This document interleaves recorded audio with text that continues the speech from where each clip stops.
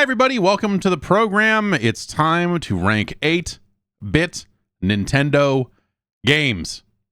We've got a varied list this time around. I don't know, try to keep them all kind of varied, but half of this list was pulled for last week's show, and then the games on last week's show just took a little bit longer than I think anyone thought, and so yeah, I am drinking this horrendous battle broth energy drink that was sent to the P.O. box, and it is sorry, I had a bit of a burp there, and it made my nose tickly, and woof. But here we are. First up, a game that's it's been in the news lately.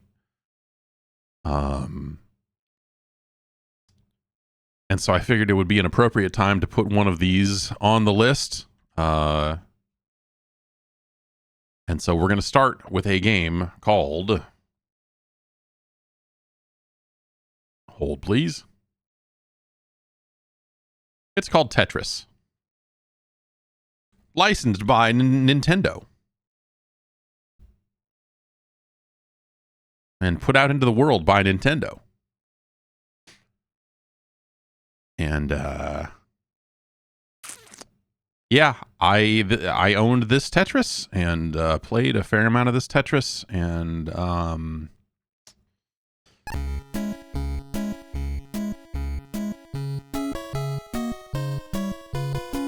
I have I don't know. This ain't the version, right? I mean, in multiple ways. I was a Music 2 guy.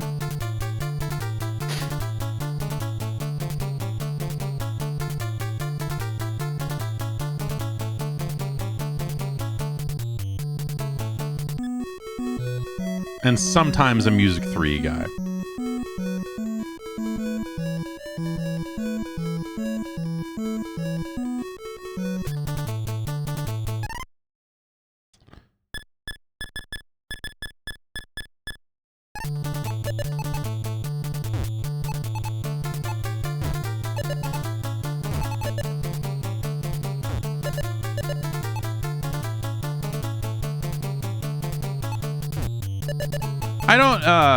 I don't know.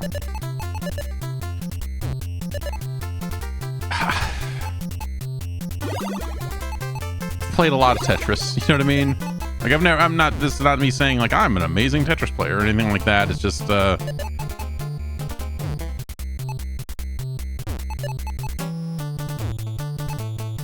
don't know that I'll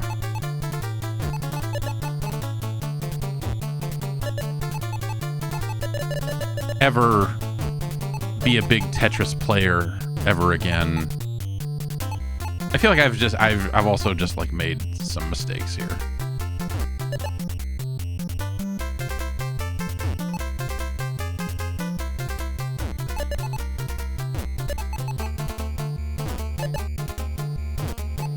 Also, this version of the game comes from before the modern Tetris rules, right? I mean, fuck it.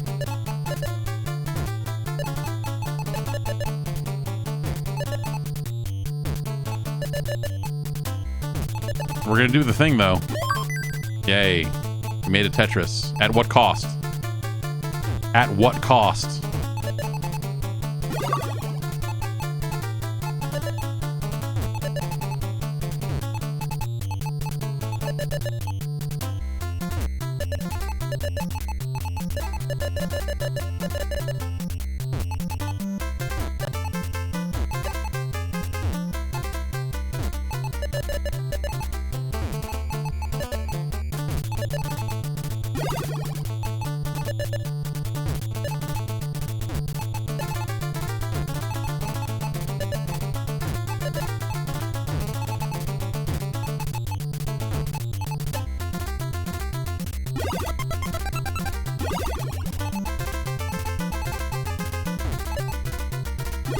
Really unhappy with my play here.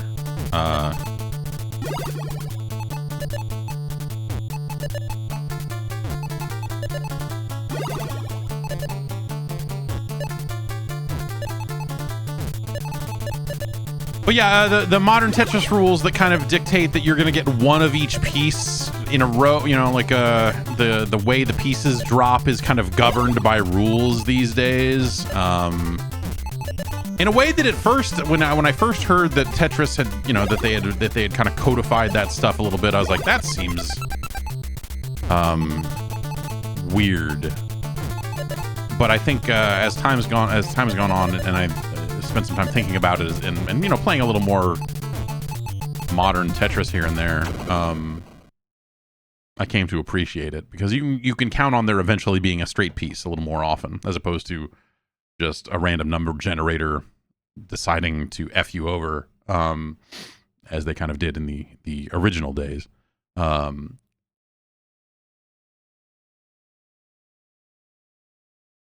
This was yeah, I had this version of Tetris, and I remember playing quite a bit of it. You know, it's certainly not the Game Boy Tetris, that's for sure. Is there no easy way to get back to the menu and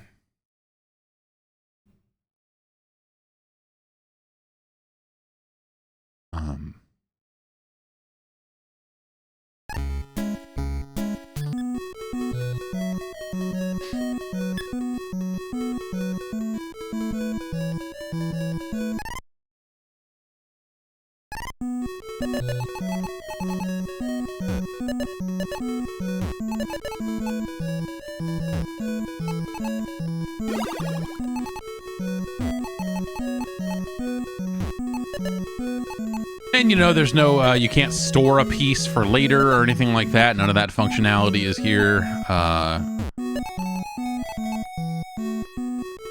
And I don't know, some people might consider that a more pure form of the game, but you know.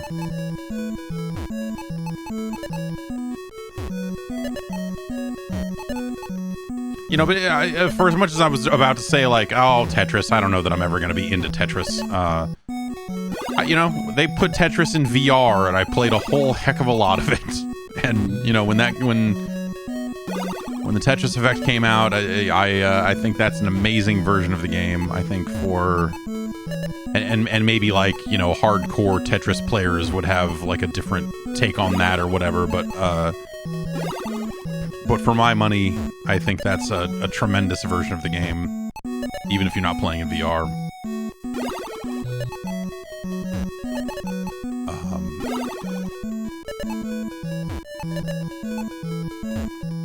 I think the first time I remember hearing about Tetris getting, like, weird, or rather people were getting weird about Tetris, was discovering the Grandmaster Ace games and hearing that, like, oh, that's the one people play, and it's, like, super hard, and people go nuts playing it, you know, that's like that was a thing. I wasn't really aware of that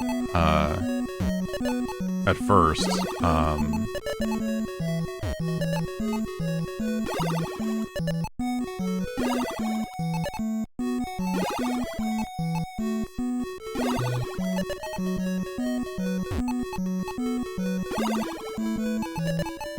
Yeah, I used to play a lot of Tetranet as well. Me and some IRC nutcases would play a fair amount of that. So I guess, like, that my thing is, I'm specifically really talking about single player Tetris here, you know, because I think when you get into multiplayer and you used to get into the variants that you can have there in terms of you know, Tetris Battle Guy Den having special moves and whatever else, like that's kind of its own thing, right? And Tetranet having, you know, different power-ups and everything. But just raw Tetris, raw solo single-player Tetris, it's I think I am Tetris Effect or nothing. Maybe occasionally you fuck around with the Game Boy version, right? I mean,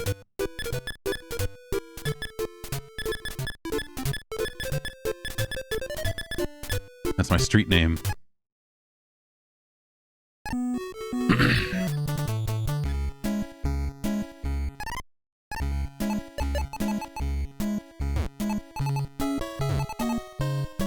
but I don't, it's, this is, for as much as I did specifically play this version of Tetris, it's a little hard to go back to. From the general lack of, I guess we'd call them quality of life features on some level, right? You know, the hey, we're gonna give you more of an indication of what's coming at you, and some of the other things that they've done.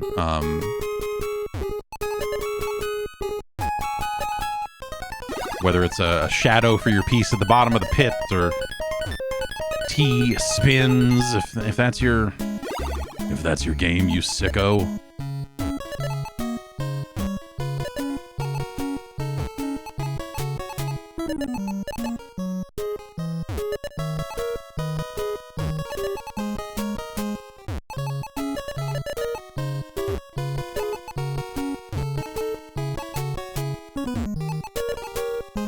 I'm doing it again. I'm fucking everything up over here.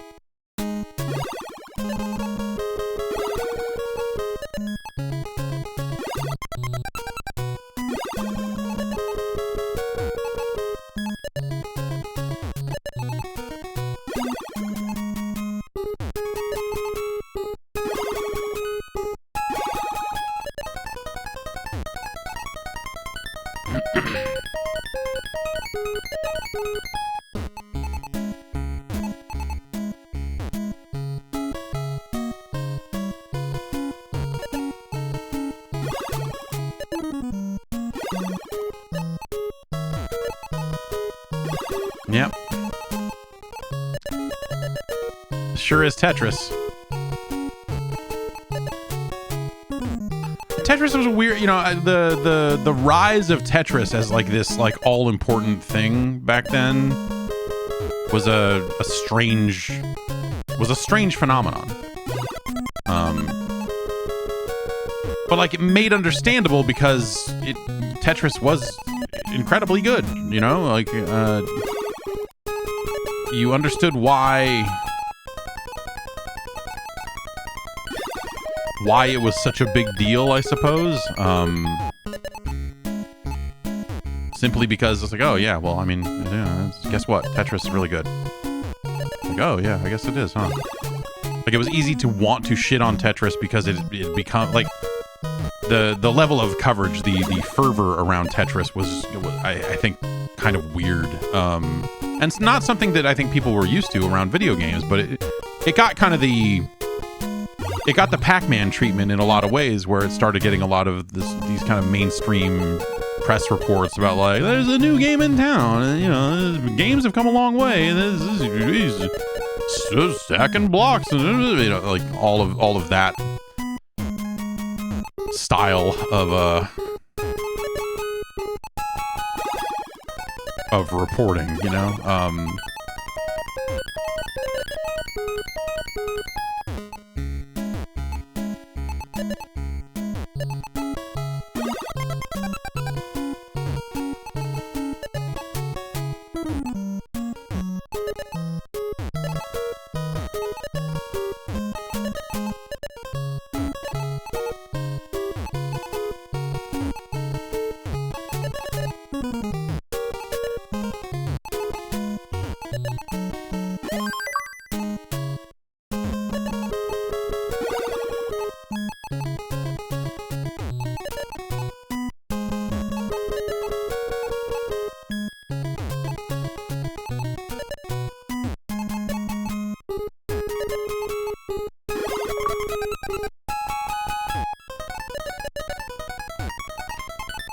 But I don't know. I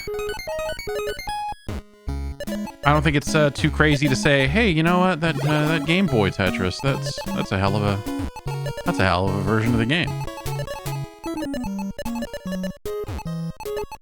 Whereas this version, you know, and we'll eventually, obviously, we'll get to the Tengen version of the game, which honestly I'm not super familiar with. Like, you know, I think emulation was probably the first time I had played that version. And I, you know, just never really spent a ton of time with it.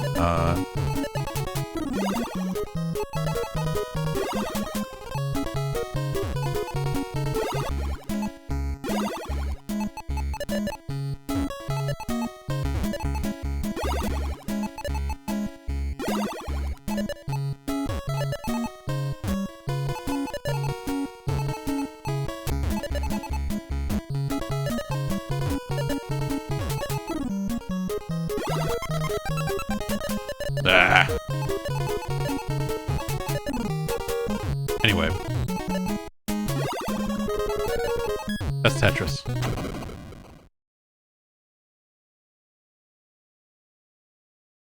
You know, Spectrum Holobyte had the rights to some versions of the game, and it wouldn't be long before they were bringing over, like, you know, or doing word tris and all of this other stuff.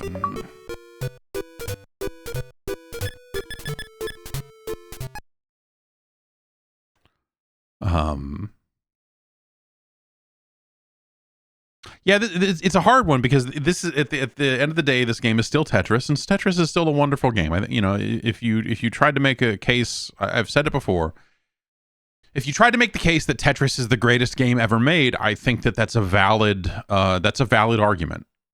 I'm not sure that I agree with it, but I also don't know that I have a game that I would say, well, what about, you know, other than what about the first WarioWare?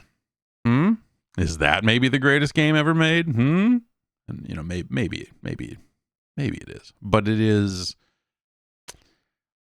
the video game distilled down into, you know, its purest form in some cases, you know? And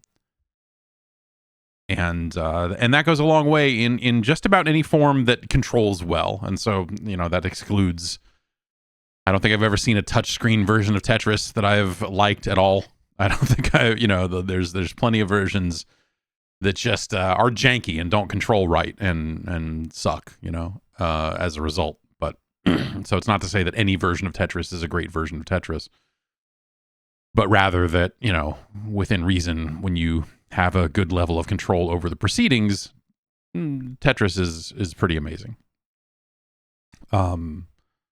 And the idea that it's lasted as long as it has, and, you know, when the Tetris Effect came out, and you kind of had this, like, hey, here's this VR version of Tetris, and you're like, oh, Tetris VR, like, okay, but, like, you know, the pedigree on it, you're like, well, at least the VR will, like, look cool. Is it gonna matter? Like, I don't know. But yes, turns out it did, and yeah, it's hard to deny Tetris in that specific argument of just like, hey, this is the greatest game ever made. That may very well be the right answer. That would be my go-to answer if someone asked me. I would say it's probably Tetris. Like, it's probably Tetris. That's probably the right answer. Canonically, like, if we had to actually settle it, that's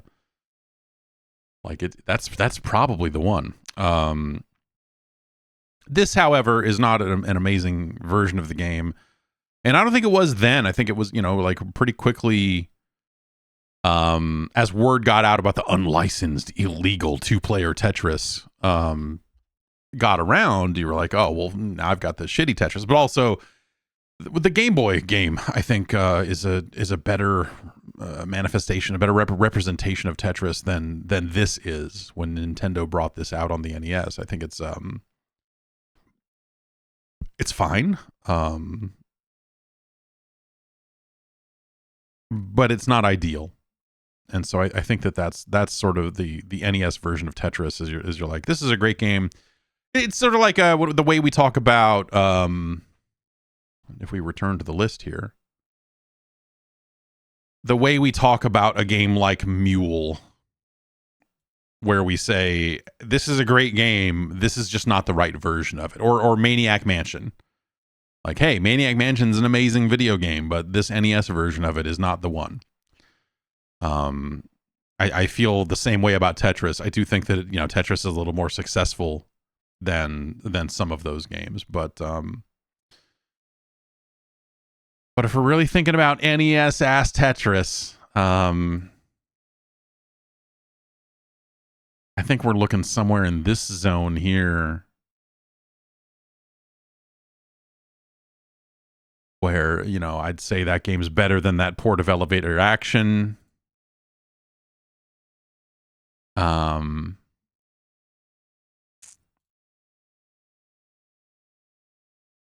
It's better than Narc. Is Tetris better than Ice Climber? I don't know.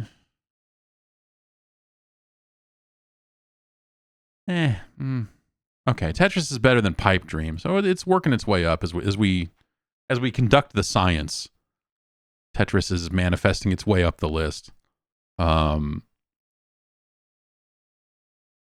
Is Tetris better than Spot the Video Game? A game I'm told is what was it? What was the line from that magazine? The British reviewer. It was that Spot the Video Game is better than Tetris. That he hasn't been hooked on a game like this since Tetris. Is that what it was?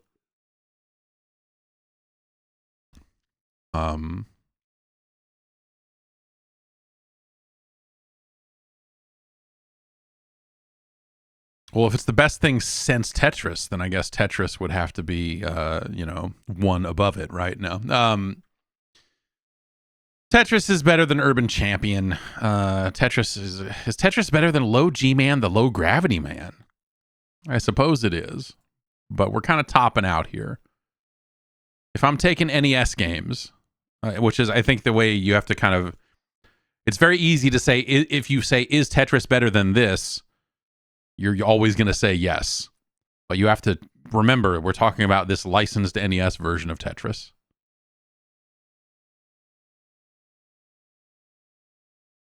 That is a pretty bare bones version of the game, all told. So is Tetris better than Xanac? No. No, it is not. But it is better than Low G Man, the Low Gravity Man.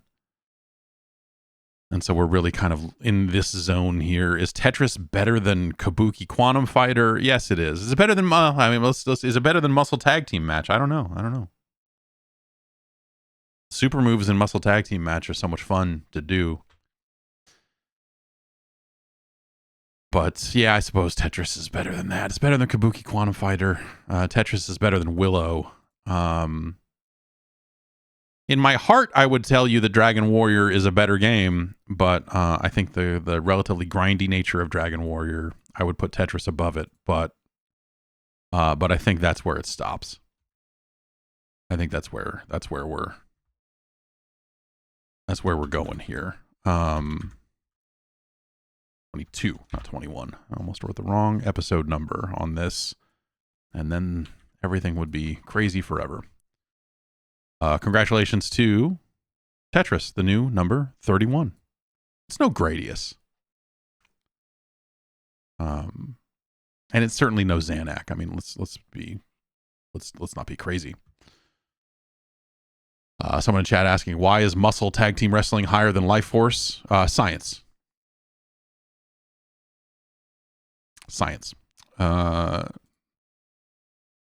Let's see here. Next up is a suggestion from Raymond. That I picked Tetris, but the rest of the games are picked by you as members of the Gerstmann advisory panel. If you want to join up, head over to patreon.com/Jeff Gerstmann today for details on signing up. Last night we did a live Q&A. Myself and Glenn Rubenstein, the Game Boys 2 Men crew, reassembled. At long last, after way too long, and got together. We took some questions from the Discord live and had a fun show. So that's archived. The video version is archived right now. After this is done, and I get some lunch and make sure the kids are okay, I will strip the audio off of that and publish it as a Patreon podcast for those of you using the podcast feed feature there to listen to separately. And so that is live now for everyone that is backing the Patreon at all tiers. That video is available right now. Head over to patreon.com/Jeff Gerstmann for more details and ways for you to join the Gerstmann Advisory Panel. And then you can suggest some games for this list. As Raymond has, he suggested a Will Wright classic. A banger. It's called Raid on Bungeling Bay.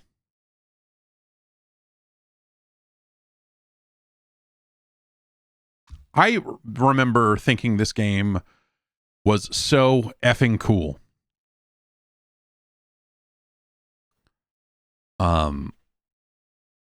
Because I didn't have access to it for years. I just saw pictures of it and I was like, oh my God, this looks amazing. And then never really, like when I finally got access to it or rented it or whatever I did, I was just largely confused by it, I suppose.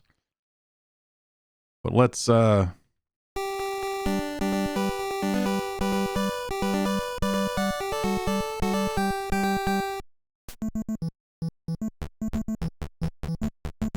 we gotta hit a button to take off. All right, we got an arrow here. I think you bomb factories. Or, oh no, the arrow leads to the aircraft carrier. Okay, so our regular shots will blow up these boats. That works. I think these. Oh, okay, he has a turret there.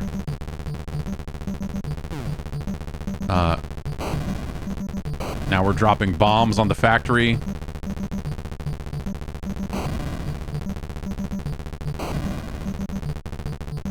Really underwhelming bomb dropping process here. Is this not a factory? Okay. Special. Now we got to go back. We got to reload on, load up on bombs. So we can go take out more factories here. Let's see.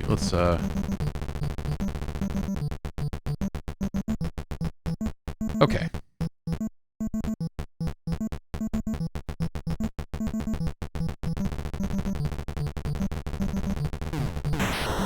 Here's another factory.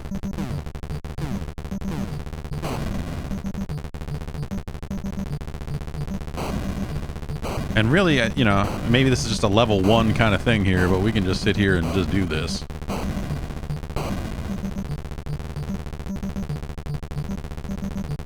Why did that not... What did I do wrong there?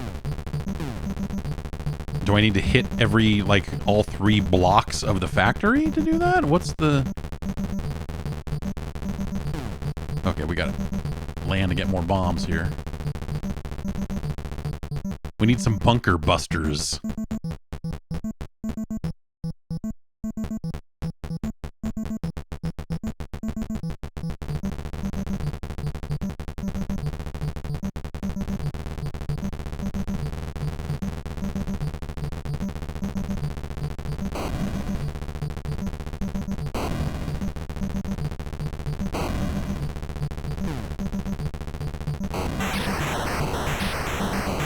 Okay.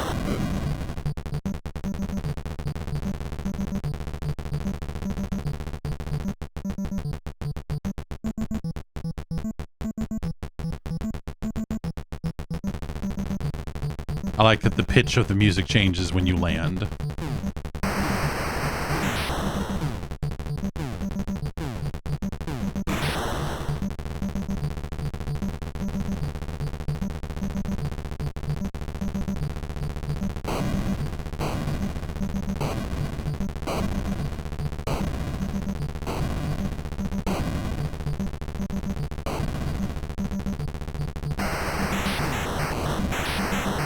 Destroy! Destroy!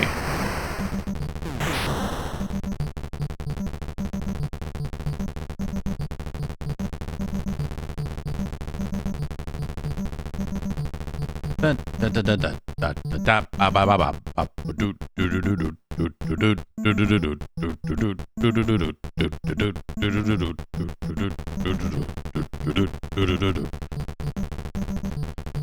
try going this way. Here's some land. Nope. There's a jet out there flying around now. Oh, oh, oh, whoa.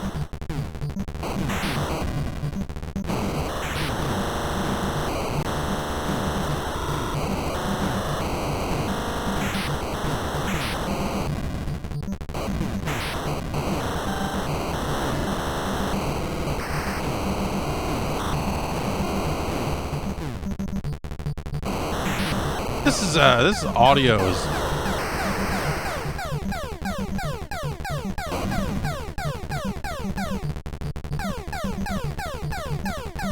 Is the alert mean the aircraft carrier is? Yeah.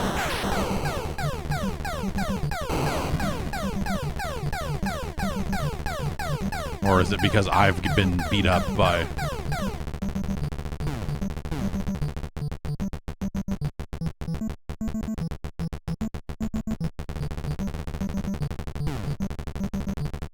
So the handling on the helicopter is like, it's not, I wouldn't necessarily use the word loose, but it's like you kind of can whip it around a little bit, and it's kind of cool.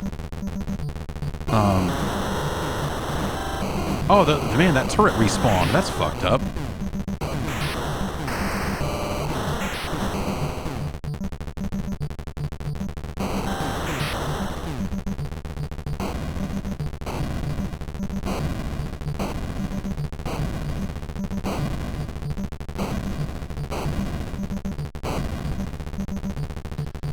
Alright, that's frustrating.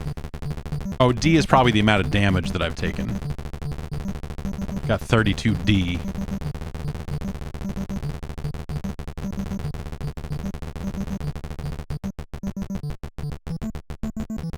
Yeah. Alright. We can get back out there and take a little more D.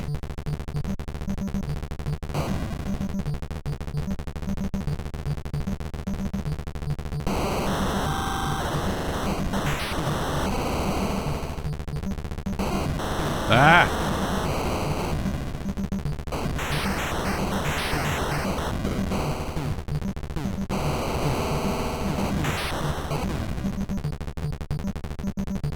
Okay, let's land.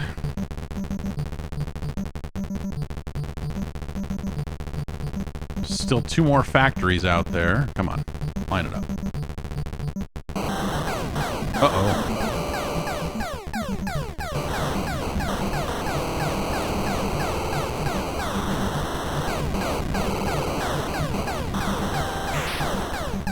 I feel like you got to be a pretty good helicopter pilot / you got to be in a pretty crazy helicopter to fight fighter jets. Multiple fighter jets in a helicopter.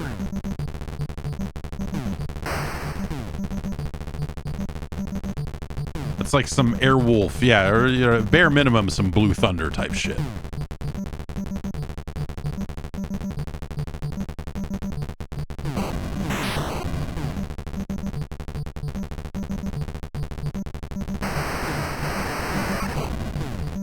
So yeah, as the story goes, the kind of the way that the editor was built to put these islands and all of this other stuff together is kind of what led to Sim City afterwards. And so this game is, you know, even if it's maybe not much on its own, it is probably intensely important in the history of video games.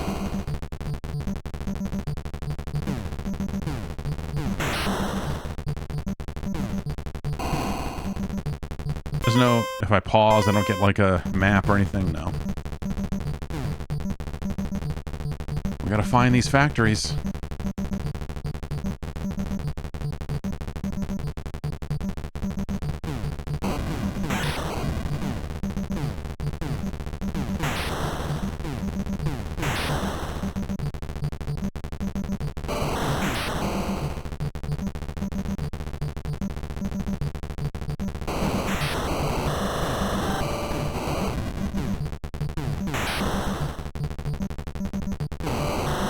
All right, here we go. A lot of turrets.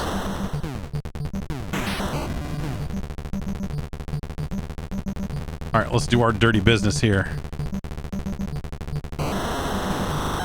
They claimed that this factory, they're just making baby milk, but I think we know the truth.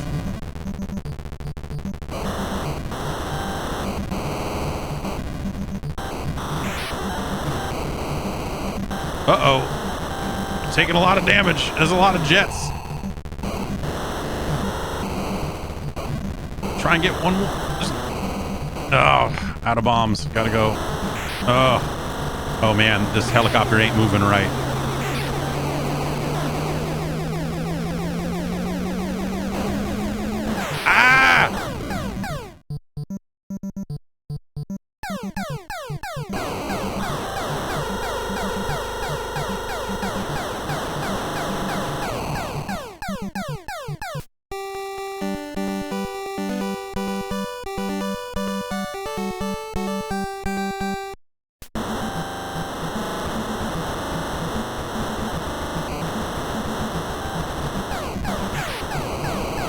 Gestures. Oh man, since I was shooting shots over the aircraft carrier, it landed me because it's the same button. All right, that other factory that we failed to finish off was over here somewhere. No, it wasn't. It was over here somewhere, wasn't it?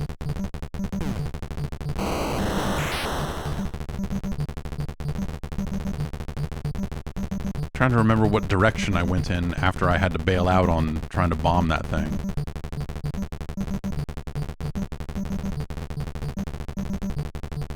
Audio in this game is pretty rough across the board to listen to.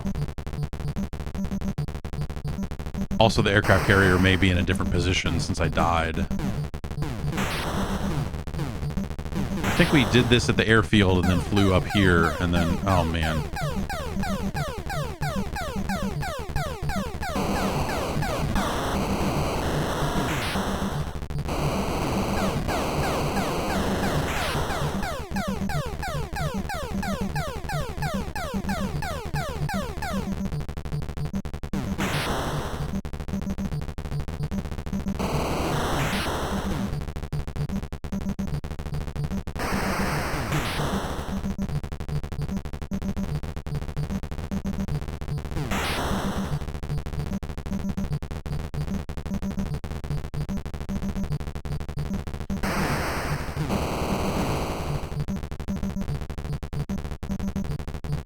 Oh, where the hell am I going?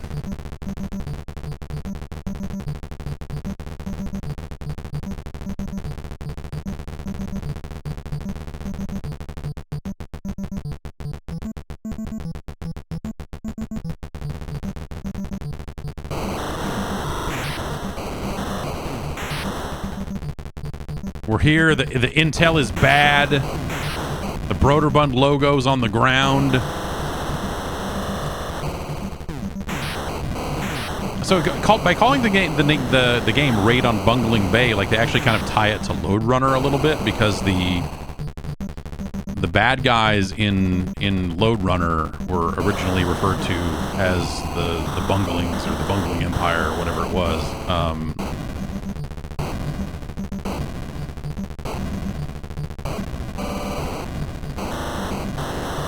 Why is that not? I feel like I'm dropping a whole hell of a lot of bombs on that thing. I don't remember it ever taking more than one full load to blow up a factory. But,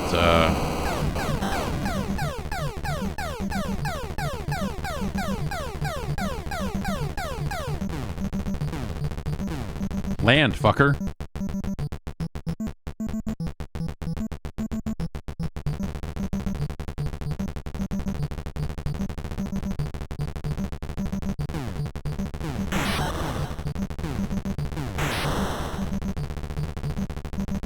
Where was that fucking factory? It was like right here, wasn't it? There. Lights are out.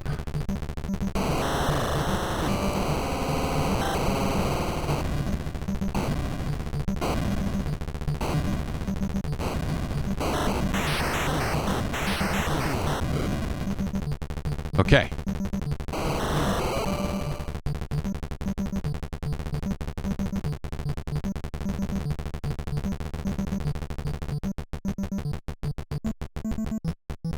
Yeah, Desert Strike is a somewhat similar game, I suppose. Desert Strike is a much better game than this, I would say. But there's still, I don't know, like there was a big appeal to this, seeing screenshots of it, and even I think in the way that the helicopter handles, there's something kind of awesome about it. But you know, you like really trying to look at it now with a more critical eye. Like the audio is a travesty. The movement is kind of cool, but not that cool. Yeah, Luftrausers physics is actually maybe not a bad way to put it. Like the helicopter feels loose and swings around, and it's like kind of cool, but it's not as much as you would like. If this game could run more smoothly, that would actually take it a long way, because there's something here to the way the helicopter moves and turns that feels kind of good. There must be more jets. No. Yeah, there's more jets down there. I didn't get them all. We're gonna need that. We're gonna need this aircraft carrier if we want to get out of here.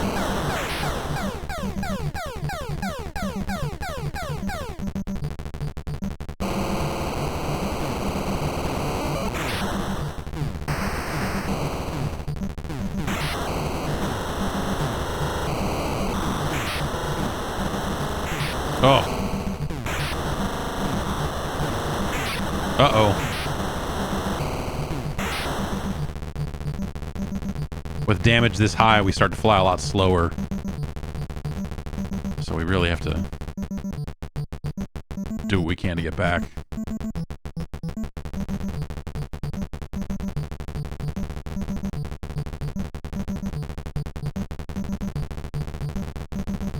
And we're just looking for this factory. Intel boys said it was here somewhere.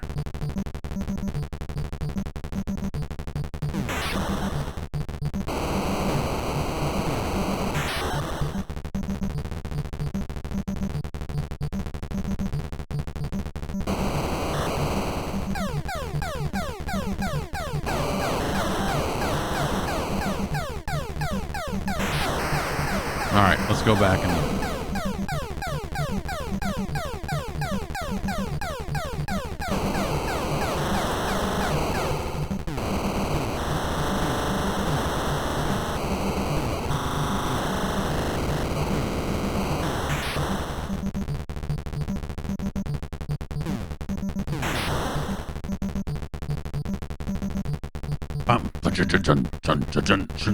Of all the NES music that gets incessantly covered by low-grade metal bands, I think this is my favorite one.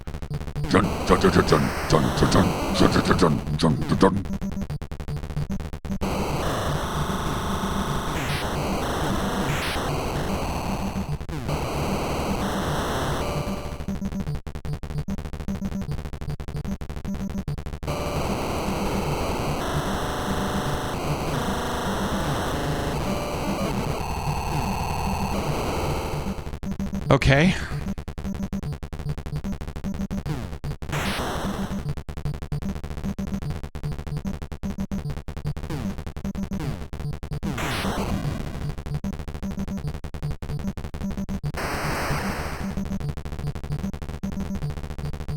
This is just annoying now.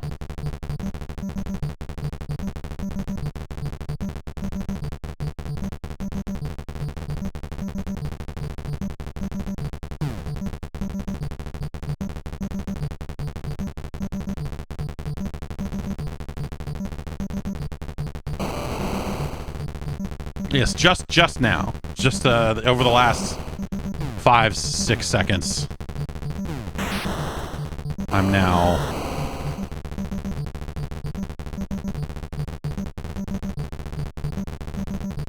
You know, put a like a balloon on the mouse, some kind of power up I can pick up that's like, hey man, here's where the factory is.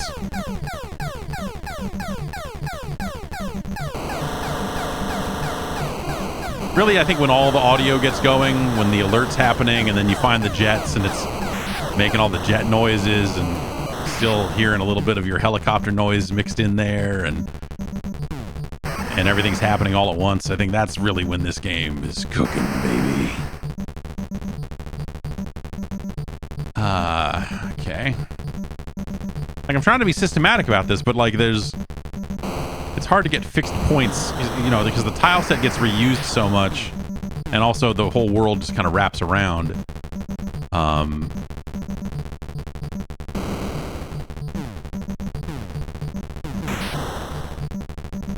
That it's a little hard to get a sense of like, what the fuck am I doing? All right, here's a turret. They wouldn't put turrets here unless there was something here, right? Yeah. Found it. Okay. Ah!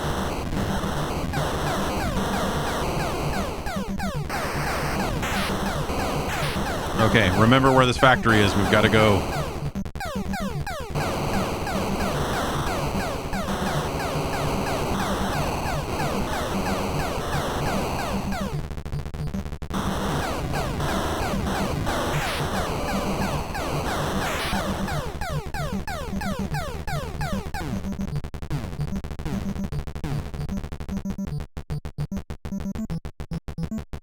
Oh, when you land and there's the pitch of the music changes, it's like a breath of fresh air. It's like you roll down the window and you're like, oh, this is nice.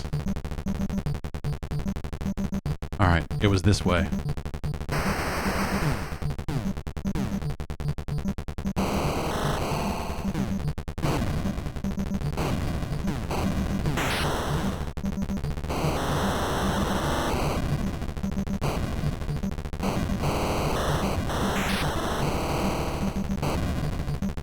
Suicide mission. I don't care if we ain't coming home. We're getting these bombs dropped.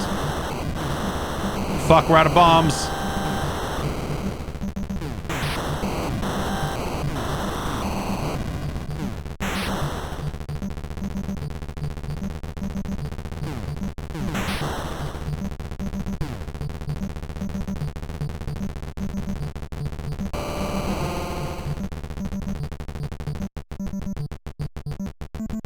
Didn't think we were going to make it back from that one.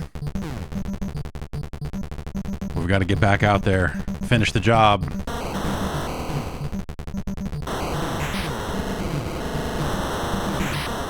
Just like Bungeling Bay, eh, Slick? I was in junior high, dickhead.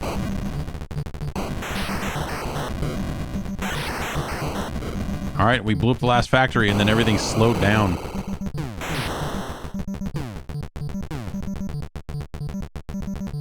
Like okay. Complete.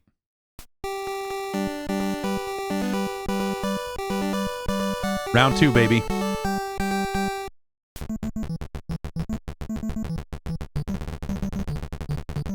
I bet this will be totally different.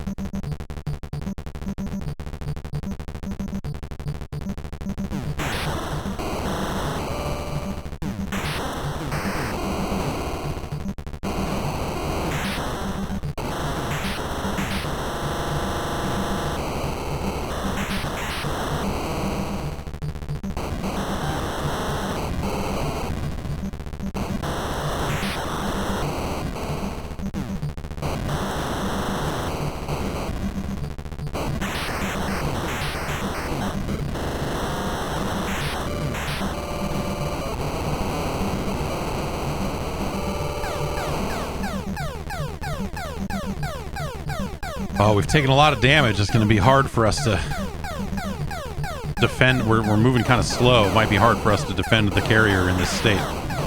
We'll see.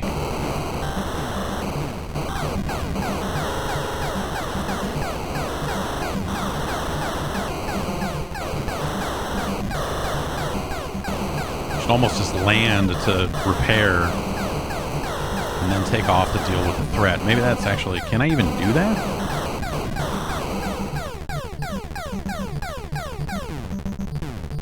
Ah, they gave up. Hey, hey.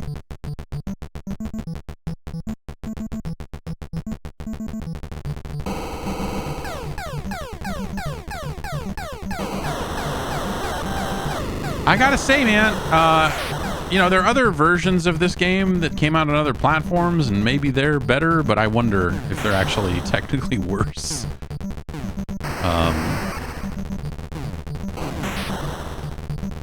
Anyway, point being,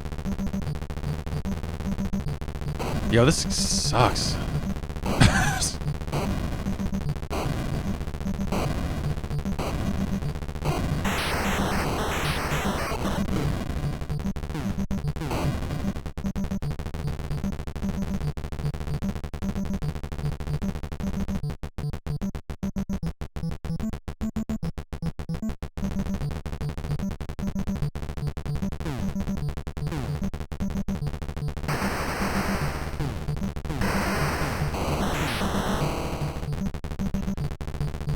All right, what's here we go.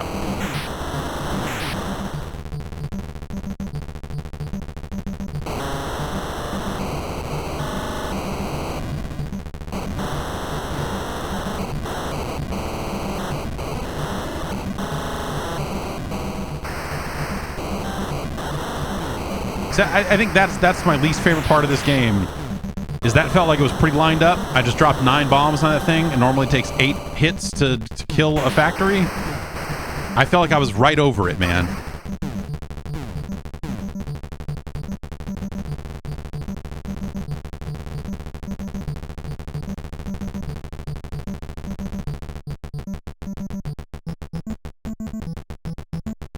I felt like I was all the way, like, just directly over that factory, giving them the business.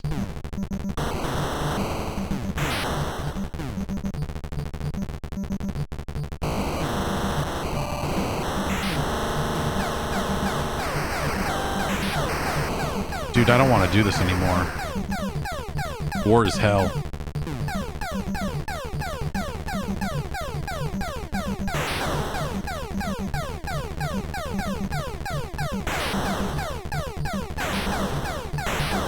I mean, eventually, presumably, they'll blow up the aircraft carrier if I don't go save it, right? I mean...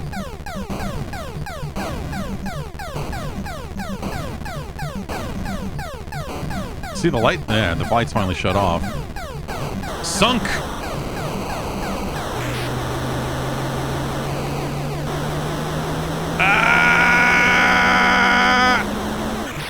I feel like I should be able to land on the factory and blow it up. That would have been a cool twist. Wait, did I just have 2 lives? I thought I only died twice. Maybe I'm wrong. Anyway, the game originally was 84. So, you know, predates the US release of the platform.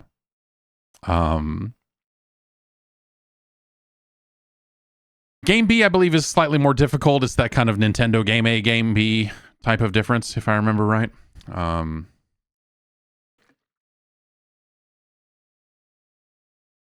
And boy, I don't know. I going back into this after a long time, because it had been a very long time since I had played this.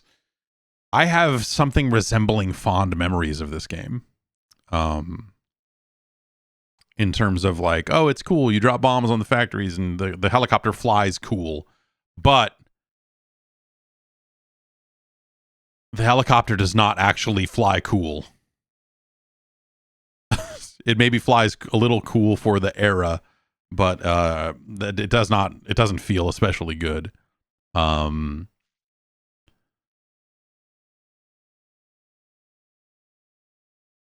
yeah, this kind of it's not good.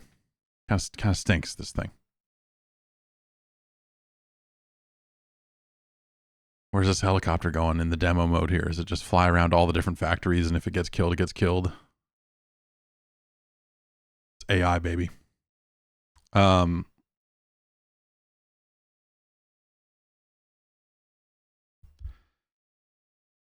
does that fall on the list? Yeah, like I said, that was something I would have expected to be like, oh yeah, cool, right on Bungeling Bay. Like, that's how I felt coming in, but like, yeah, it's there's just not enough to it, and the ambiguity about you landing those shots, I think, really sucks. Like, really sucks, because it's a hassle. After you've blown up the first 3 factories or so, it's a hassle to get your bombs in, because the jets are harassing you so much, and not having clear feedback as to like what you're doing wrong there, or if the bombs are even landing, other than the lights go out in the factory after a handful of hits, so you know you're at least landing something. That's it's rough. It's rough. I gotta say that's under Mock Rider. Mock Rider at least has some pretty good music. And yes, exactly. Kevin Starwheel says the world felt so big and cool when I was a kid, but in retrospect, it's not really either. Yeah, it's kind of small, and it just loops. Not a lot of feedback. Yeah, not a lot of feedback on your hits, as well as like just not a lot of good information about the world and what direction you should be going in, and whatever else. So I think Raid on Bungeling Bay, it's not a great game. It's certainly not as good as Duck Hunt. I would take Krusty's Funhouse over Raid on Bungeling Bay, in fact. I would take 1942 over it. In fact, is it better or worse than the Three Stooges? That's kind of a weird.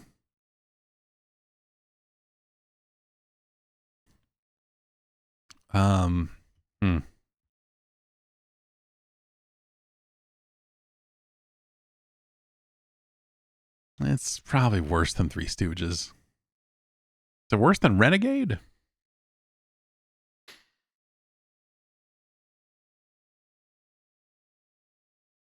Yeah, where does it kind of land somewhere in this spot here? Like it's better than Pinball.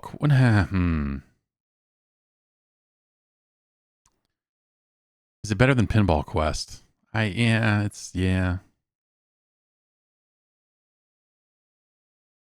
It's probably not. It's not better than Street Fighter. As much as I personally dislike Street Fighter 2010, it's okay.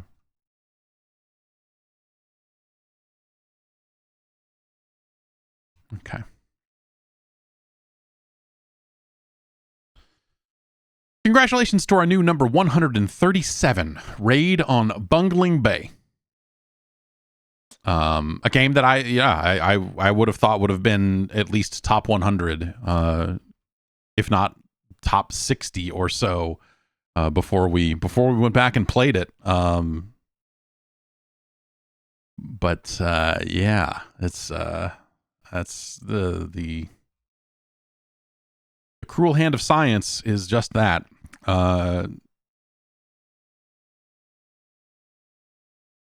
Let's move on here. This next game, well, Chubbigans provided us with this one for the list. It is another arcade port. This one is licensed. I thought it wasn't because it's based on an Atari game, but I guess they licensed this one out or whatever they did. Mindscape published this one. It's RoadBlasters. That Mindscape logo is burned into my brain. They were in Novato, I think, and they were relatively close. Kind of weird that this game came to the NES, I suppose, but it's about a car that can shoot. That's really about it. That's really all you need to know. There are some power-ups, and it's a cool arcade game that looks a lot better than this does.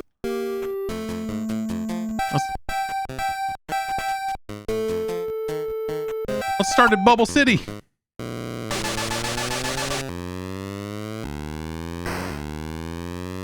Okay, it's up to go, which is always, you know, because you got to shoot too, and so pressing up to go in a driving game, I feel like, is always a really unfortunate proposition. That's fuel, those little orbs there.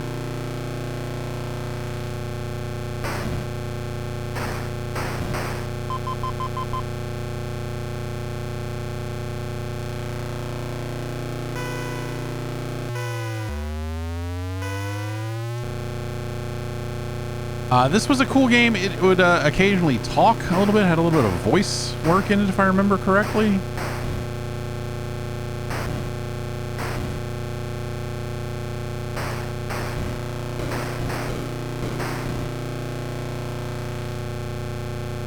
We're almost out of gas.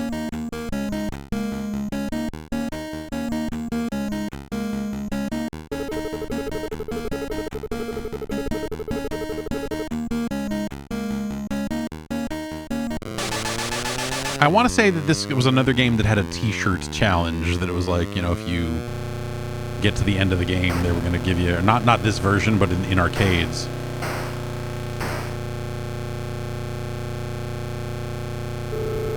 Okay, here we go. The UZ cannon.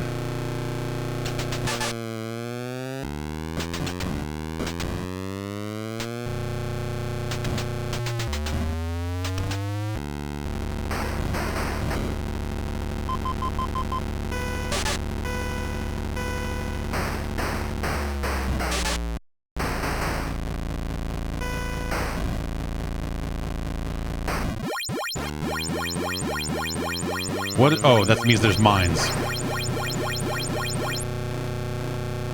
I was like, what is that noise? Like, yeah, there was an indicator in the arcade version. I think the audio in this is pretty rotten. But it's like, I guess it's fine for the NES in a way. Like no, the engine noise is pretty weird. I don't know. Yeah, this is. Yeah, I don't know. This audio is rubbing me the wrong way.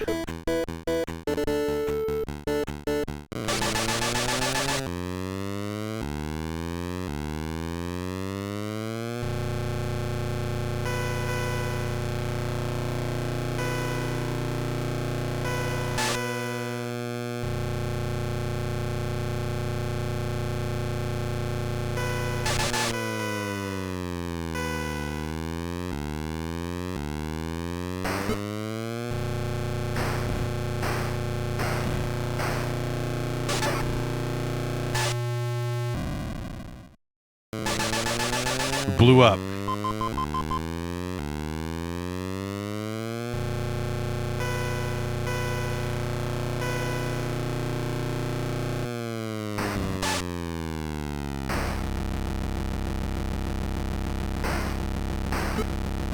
Ugh.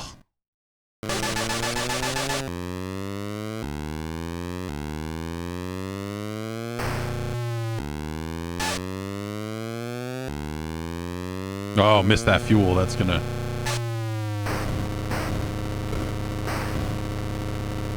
Oh, and because we crashed, we lost our cannon as well.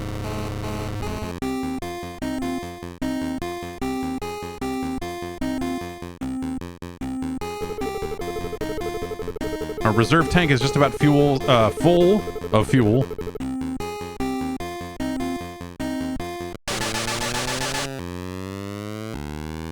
The reserve tank kind of fills up as you get bonus points at the end of stages and stuff, so it kind of gives you a bit of a cushion if things go truly rotten, but it's not a nitro inject. Fuck it, let's go.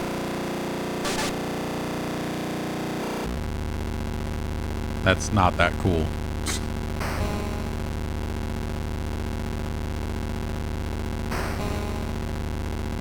Let's hit it again.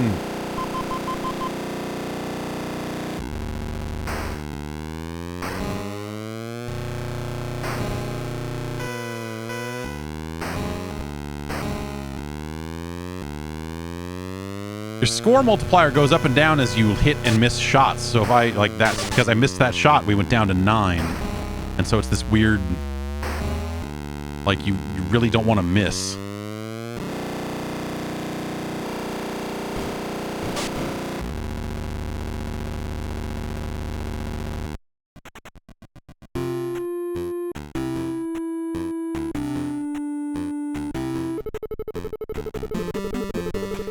This,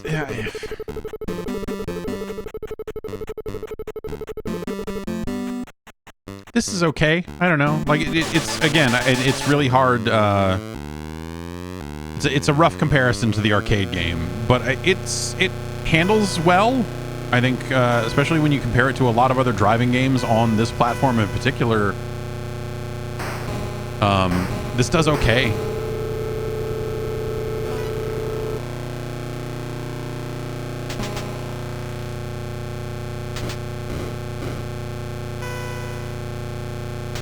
So the benefit of the UZ cannon is that it doesn't affect your multiplier one way or the other. So now that we're at max multiplier, it's actually in my benefit to kill everything with the cannon because I don't have to risk my multiplier to do so. But we died and we lost the cannon, so forget everything I just said.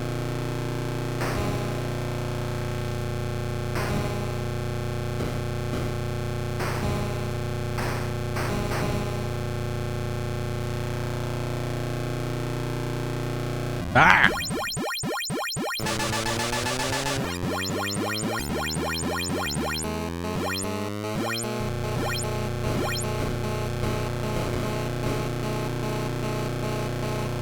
Reserve fuel.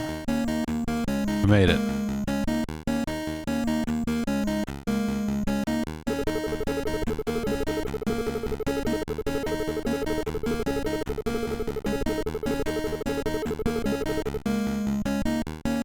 Sensors detect fuel globes.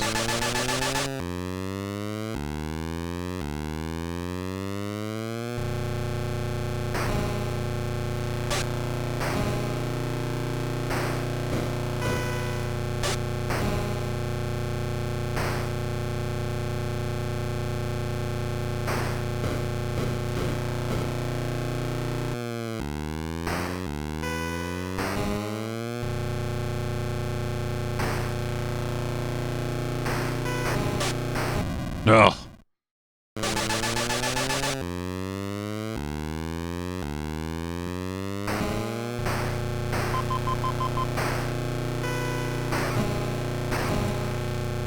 I guess I'd say this version does an okay version of, or okay job of translating the arcade game. This is not bad in terms of how it handles and like you can steer just fine. Like you know it would be unfair to just compare it to the arcade version because that's, you know, just superior hardware and all of that sort of stuff.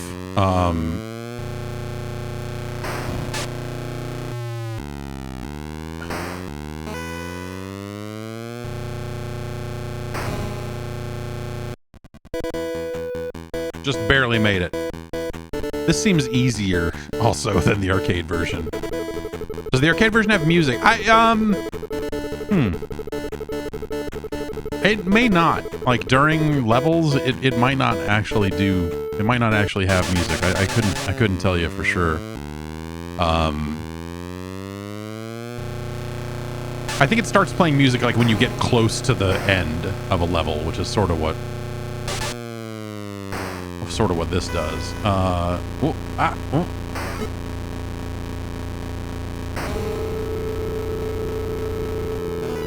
Cruise missile. Oh, this is like a big smart bomb, if I remember right.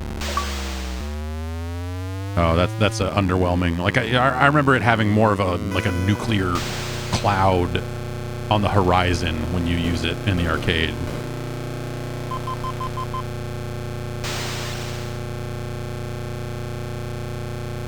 Whereas that's just like, just kind of randomly disappears.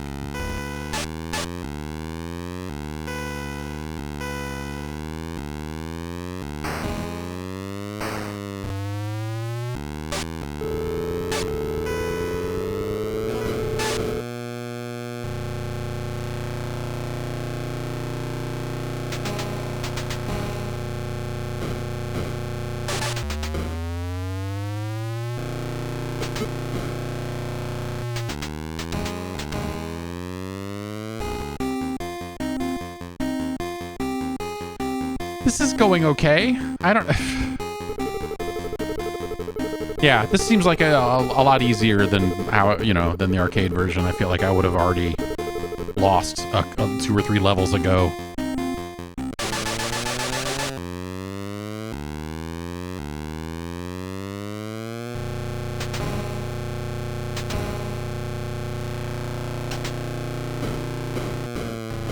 Oh.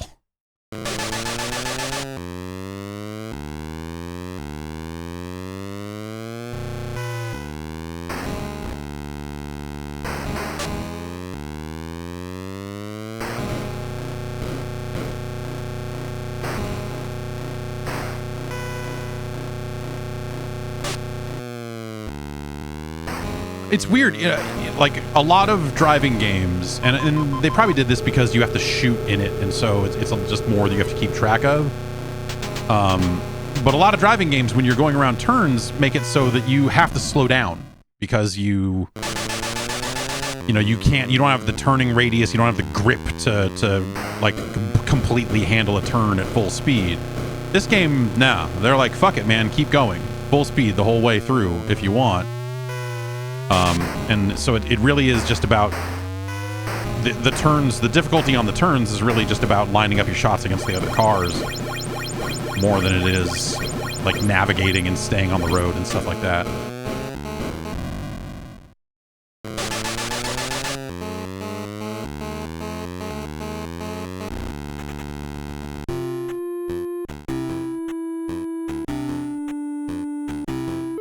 Yeah, sort of a Spy Hunter. I mean, this is a better job of being a follow-up to Spy Hunter than Spy Hunter 2 ever was, which is a miserable arcade game.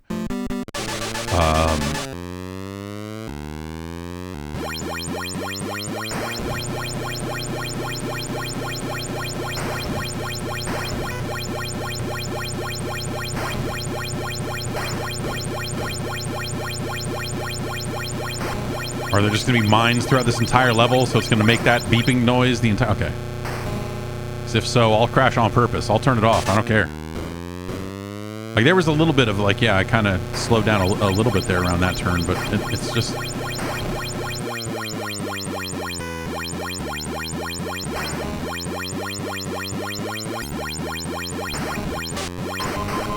I remember the sense of speed or the feeling of speed in the original game being such that it was a lot harder to dodge those mines than it is here.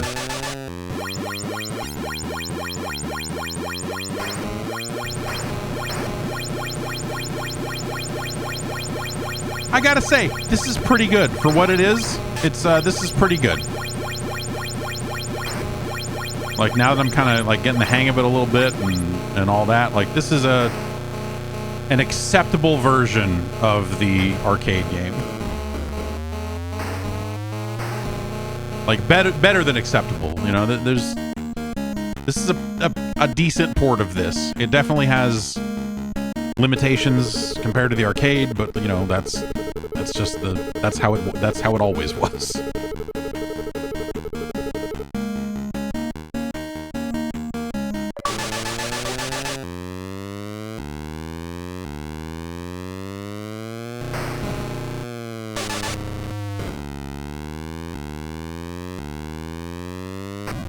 Ugh.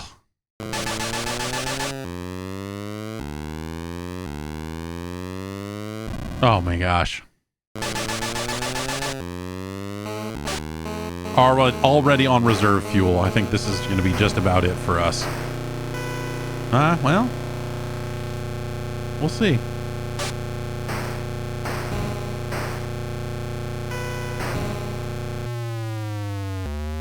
Uh-oh. The random ways that the engine noise changes, depending on when you slow down, because, like what other audio is being played. Like it feels like it's dependent on what other audio channels were in use when you went to slow down or something. So some of the engine audio is inconsistent in a way that seems weird.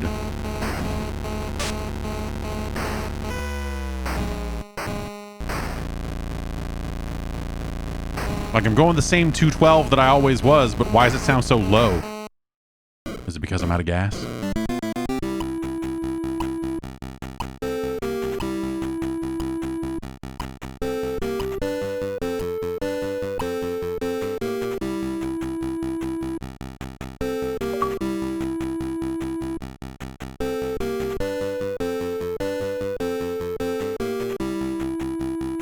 This is a fine... Yeah, Sure, RoadBlasters.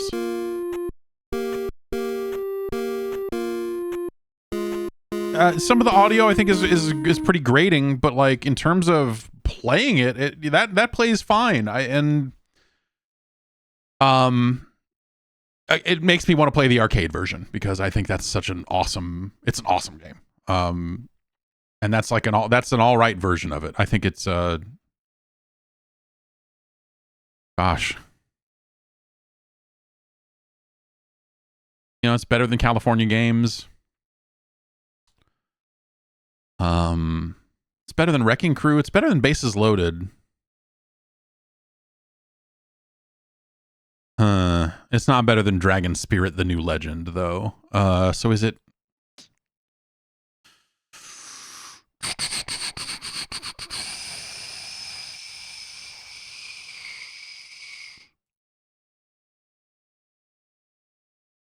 Yeah, this is kind of a tough spot for this one.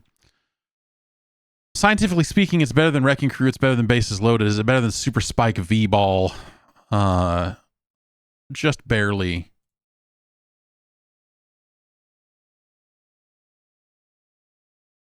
Just barely. Snow Bros. The Snow Bros are freaking awesome. They're stone cold like Steve Austin. You know, you can't really deny that.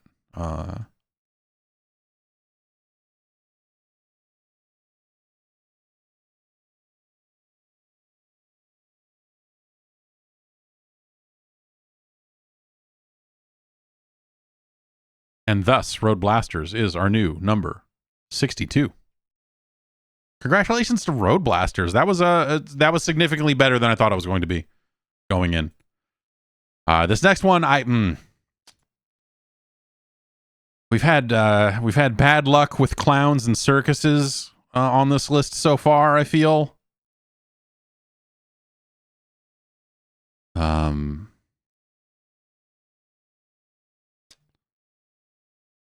we'll see how it goes from here. This next game is suggested by Mark. And it is Kid Klown in Nightmare World.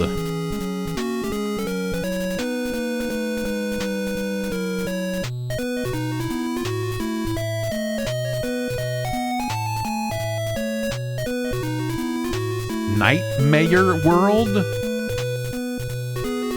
Why is it? Are you a mayor of the night? 1993, that's pretty late. Pretty late. I assume it, yeah, I was kind of assuming this was going to be a platformer of some kind, but couldn't tell you much about it other than that. I don't know that I've ever played this thing. All right, let's fire it up instead of watching the... Yeah, you know, I do my best governing at night also, honestly. It's a rainy night in Kansas. What? Mr. and Mrs. Klown and their two children, Kid and Baby, are traveling to the next town to perform in the big circus show. Oh, shit. Suddenly, with a flash of lightning, the evil magician Nightmare, evilly twisting his mustache. We couldn't animate that. Kid, I need your help to open a treasure vault. If you'll help me, you'll be well rewarded. Kid's Clown's parents had warned him about the Nightmare's evil ways. No way, pal! I know your tricks, and I'm not going anywhere with you. Come on, kid, don't you want some candy? It's in my van. Just help me find my puppy. If you you ever want to see your family again, you'll find me. Oh, okay. Well, you kidnapped my entire family. This immediately feels bad. Okay, so we can shoot a balloon up. We can shoot it to the side. Kids, 2. We have 2 kids. According to this.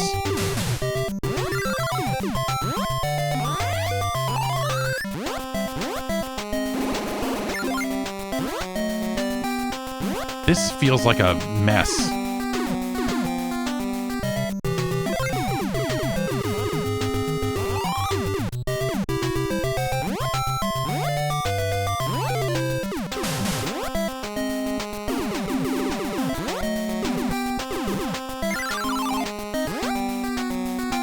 $1993. Can I stand on that cloud? I cannot.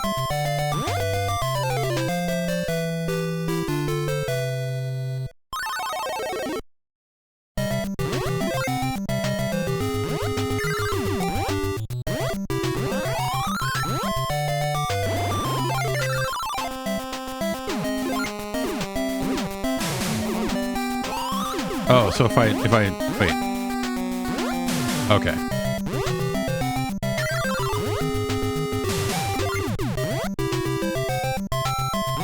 Wait, is that a... Are those blocks I can stand on down there? Is there any way for me to land a thing? Yeah, okay, it looks like I can bounce off these. Okay.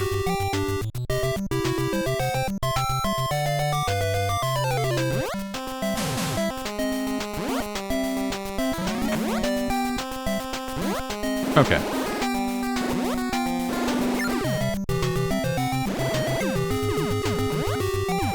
Something about the audio, the music and the effects mixed together just really... I find really disgusting. All right, we got a hedgehog that can roll into a ball. Die. I guess more of a porcupine, huh?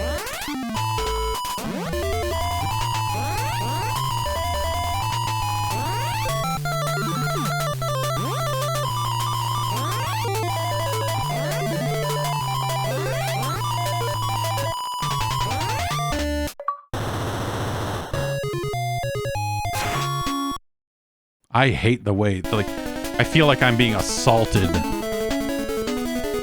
from the way this game sounds.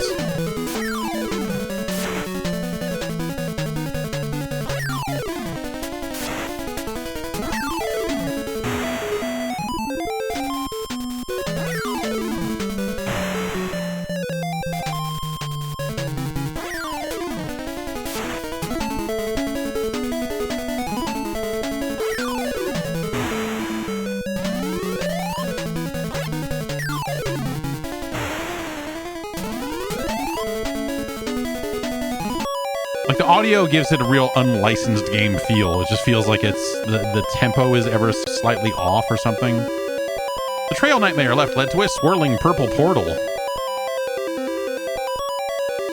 magician's cruel laughter could be heard beyond the gate.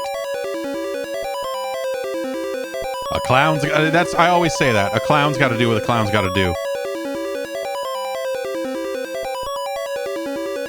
You're in my world now, Kid Clown. Did you ever join the fan club? Did you join the Kid Clown fan club? The Kid Clown Commandos? No?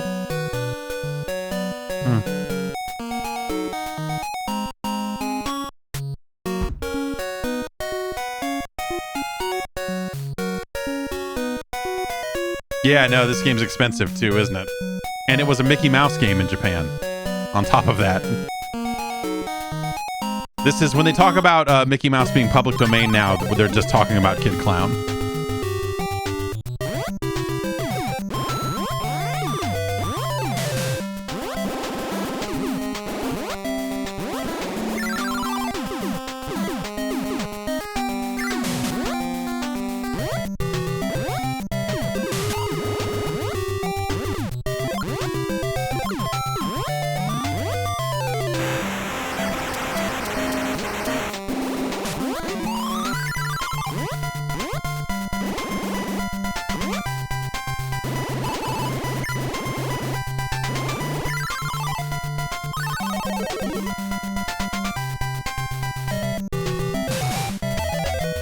Oh no, my controls have been reversed.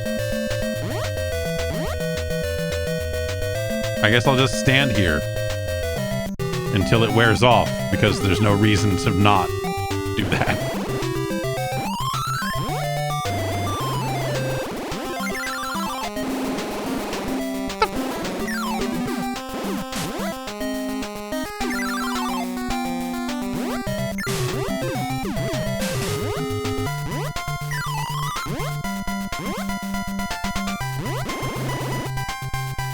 Oh, look at that. If you hold down the button, then you hold a balloon, and then you kind of float a little bit.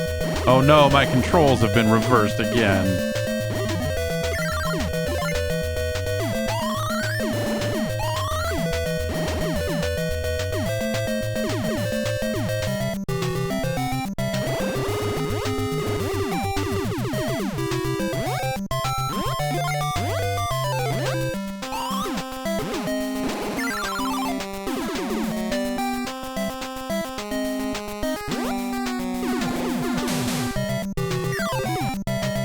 That motherfucker spit a balloon back at me. Nice slowdown.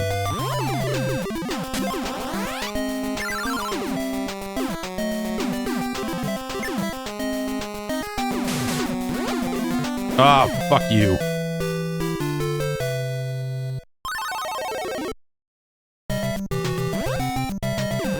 I could go back and get that treasure chest, but instead, how about we just keep moving? Feels so bad. Oh, cool.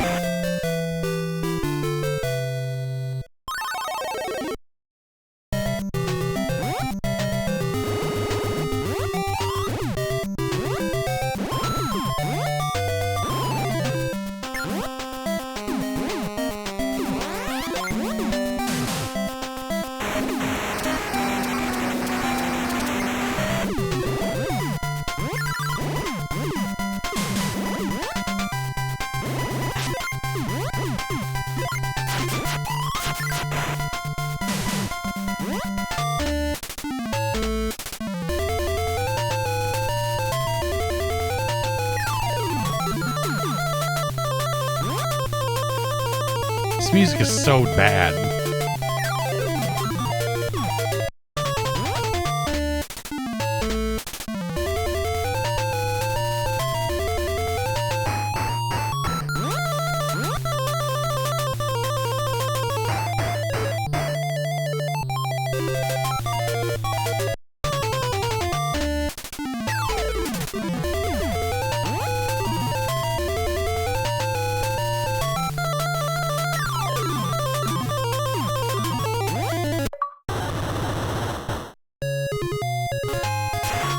Hooray.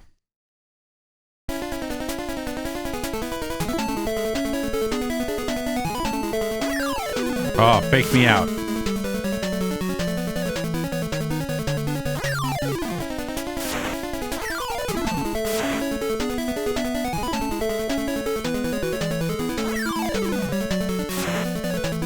I hate this.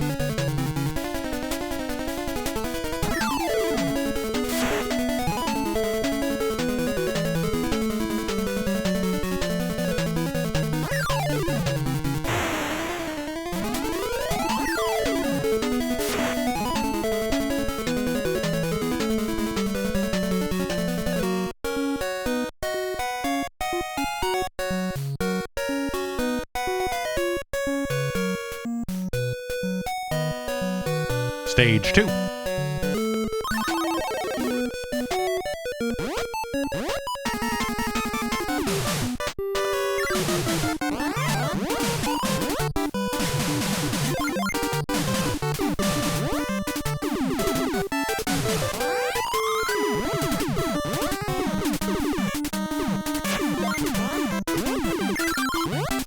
An evil Jack-in-the-Box, an evil shoe. Now I've seen everything.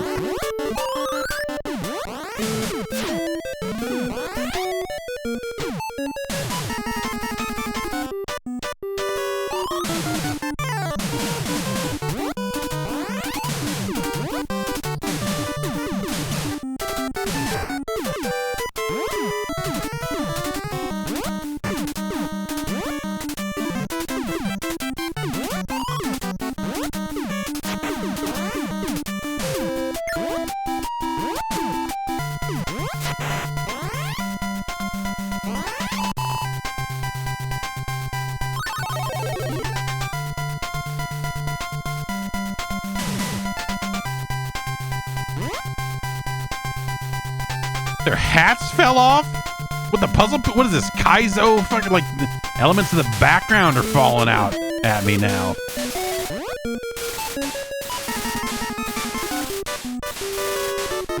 Nightmare is a real monster.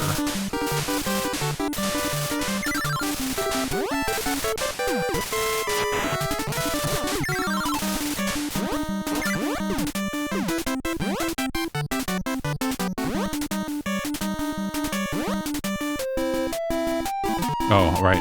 It's not a...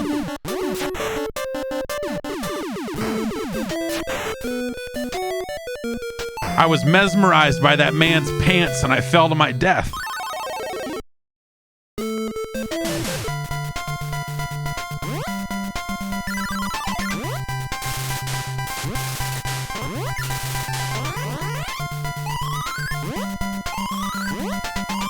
Fuck that man and his pants.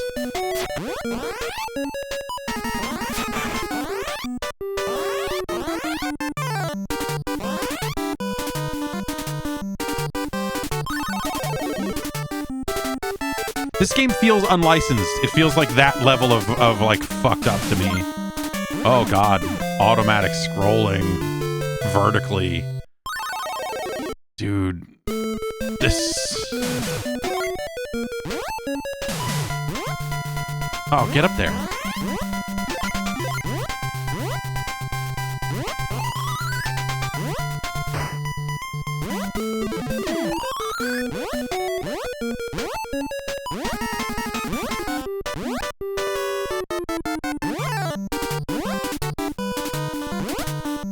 I hate this, man. The music is so fucking terrible. Like, it's... I feel like I'm like doing damage to myself somehow playing this. Like there's just something about the...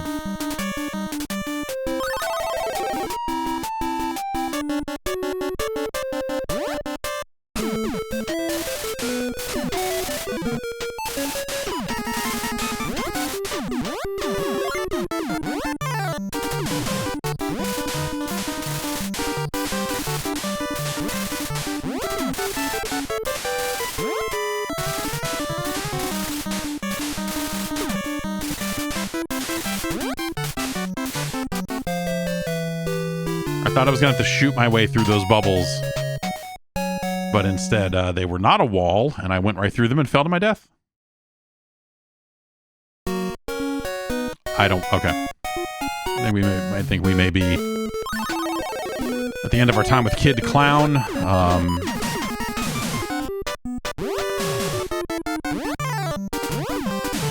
There's something kind of cool about, you know, the way you can kind of jump off your... So I can kick that balloon and then... Here. I kick that balloon off the wall.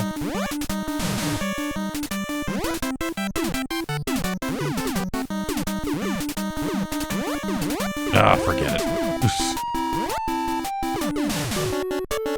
You would never need to. Like, there's probably some, like, kind of interesting...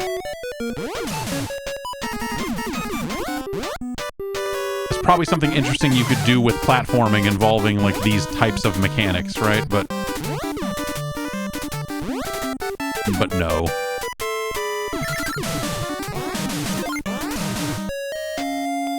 Oh, it has a little pause music. Just when you're like, man, I wish I could pause this so that it would be quiet. It's like, no. No, absolutely not.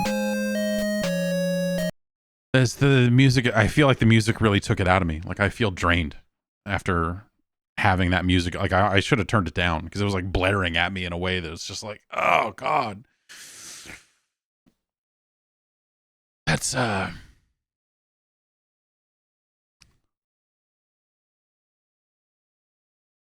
Kid Klown in Nightmare World. Where's that go on the list? It's no Little Nemo, that's for sure.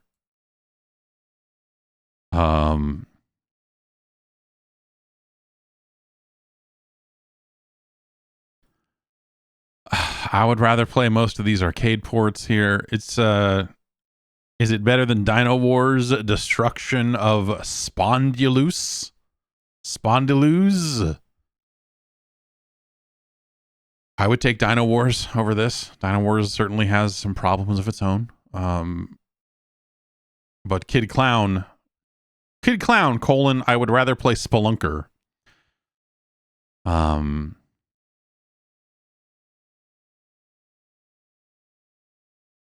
Is Kid Klown worse than Tiger Heli?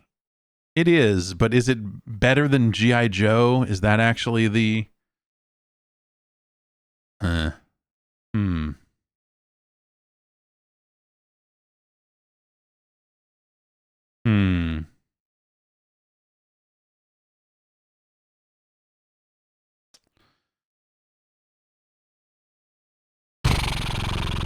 Is Kid Klown better or worse than Captain Skyhawk? Which is a weird question. It's better. Is it better than Gremlins 2, the new batch? It's not. As much as the phrase Nightmare World is fun to think about, that may be the first game on the list that caused me some kind of like physical response. Honestly. Congratulations to Kid Klown when we gotta finish that there. On our main copy of the list here. We'll just fix that real quick.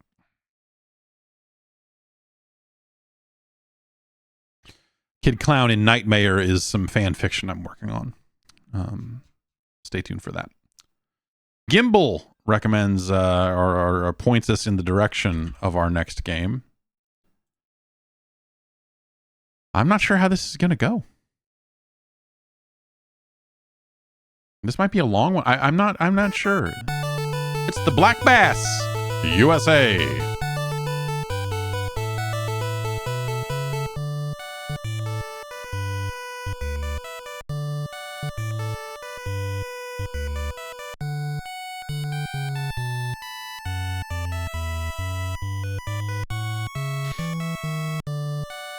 This is some fishing music.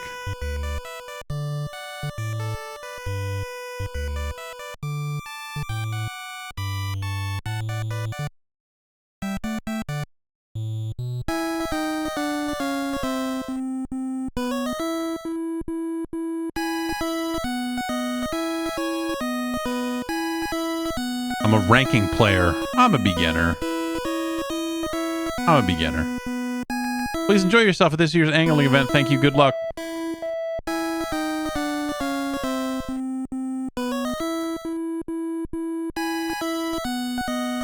Light rain, 63 degrees, 9 feet depth. You can move to another place.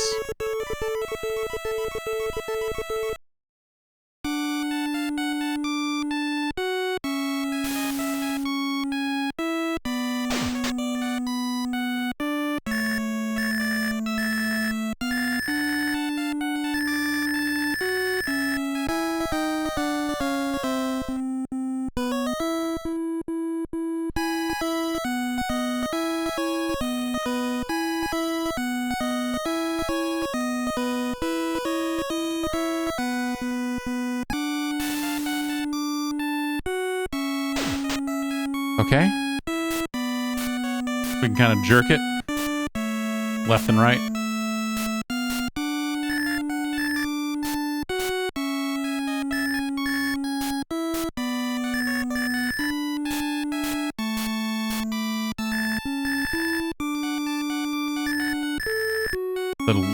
The reeling in noise of the lure is really terrible.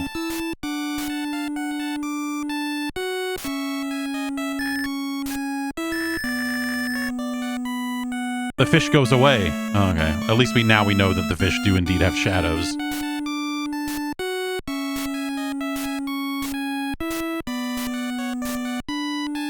I gotta turn this audio down.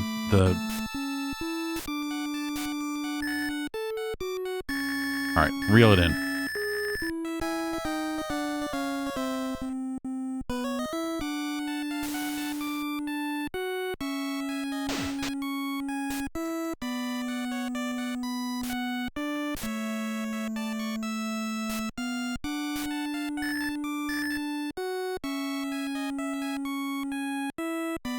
fucking hate fishing so much, man.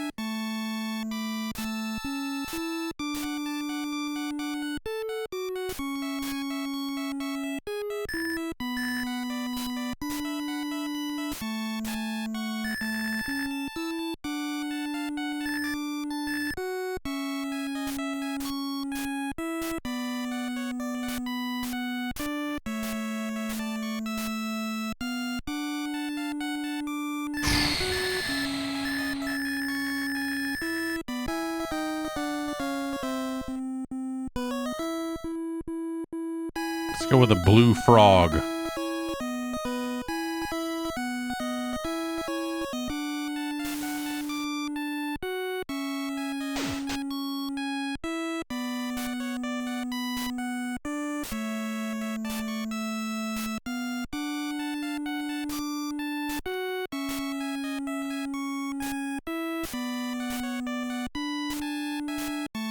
So yeah, if I push up, it'll kind of hop a little bit like that. I can jerk it left and right. I can push A to reel in, and if I hit B while I'm holding A, it'll reel all the way in.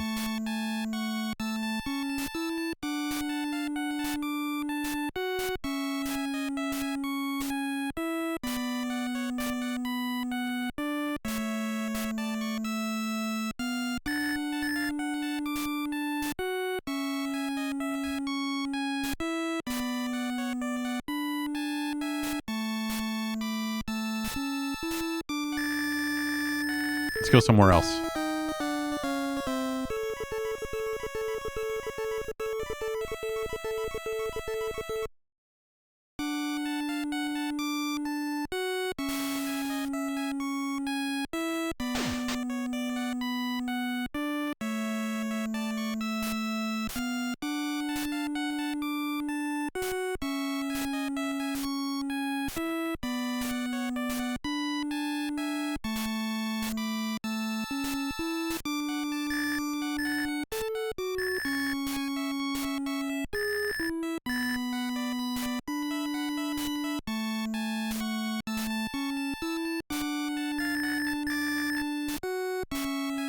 Dude.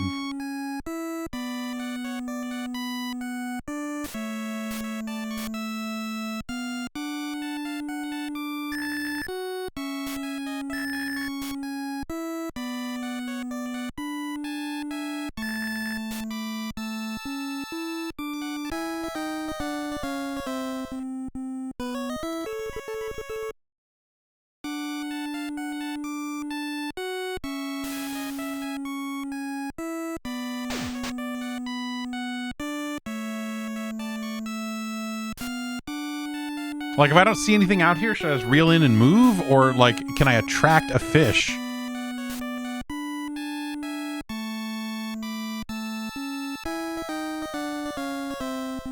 This point has little bass.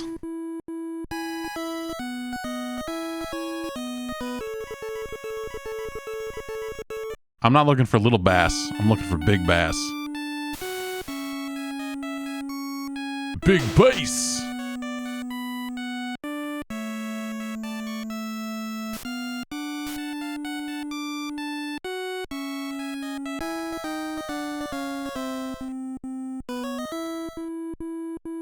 Does little mean the size of the fish or the number of the fish, you know?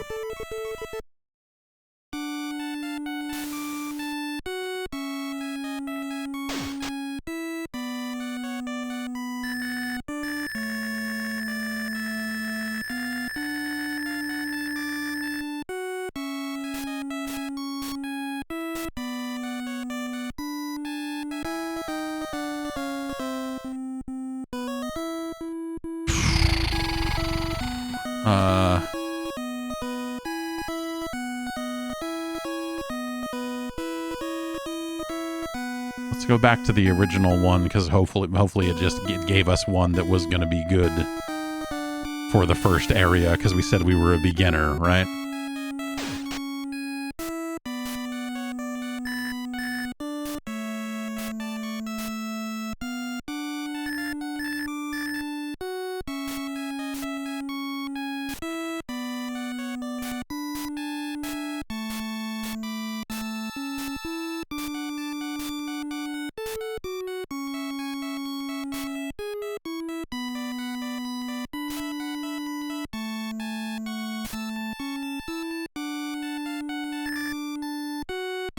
Oh, man.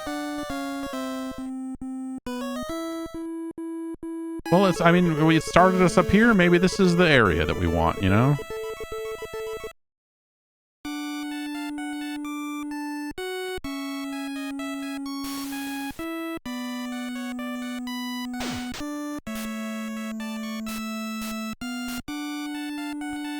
Let's look at the data.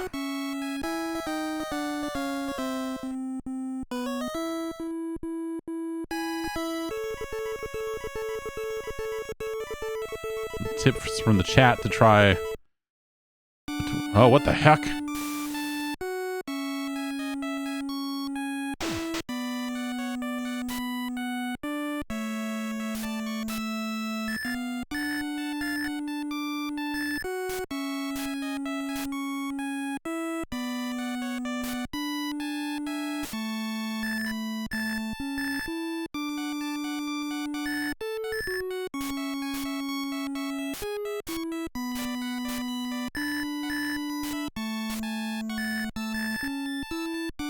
Oh, what do you go? Go back! You fucking... Fuck this goddamn fucking game.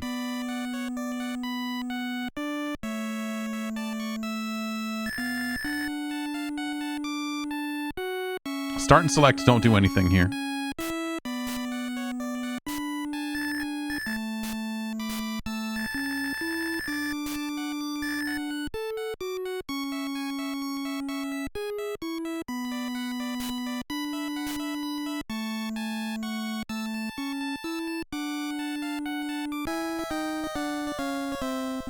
Nice bass point. Okay.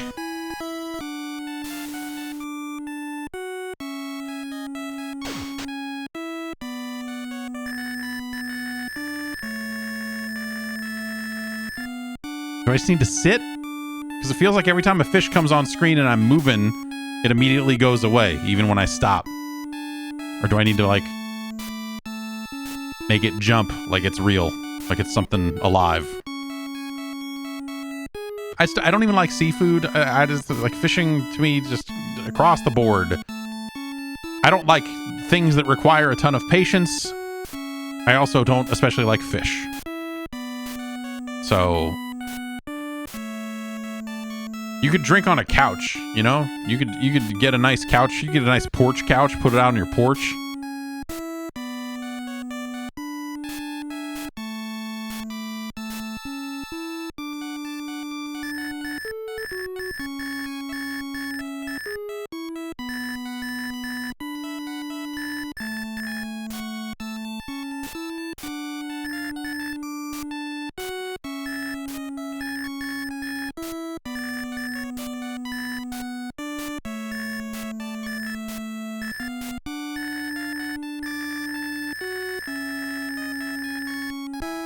Is this still a nice okay, it says...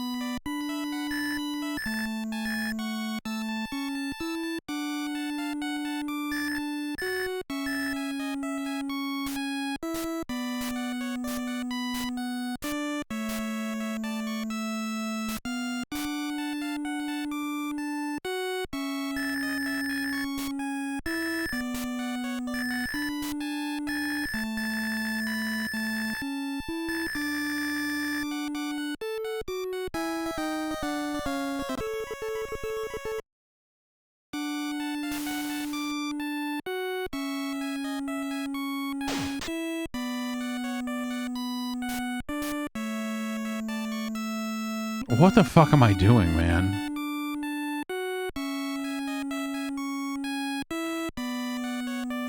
Like, with my life, is what I mean.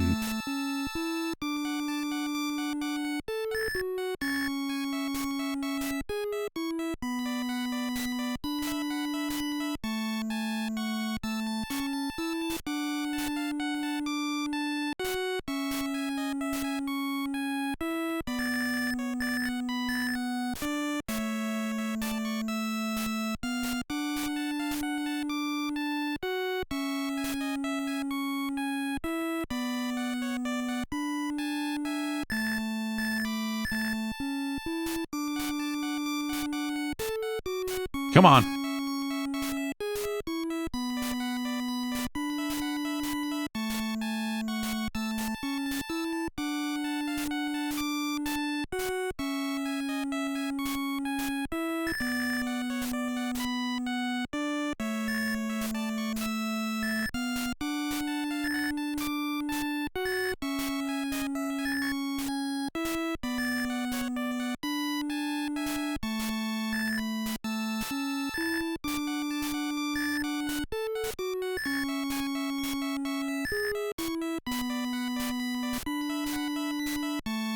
Fish, fish.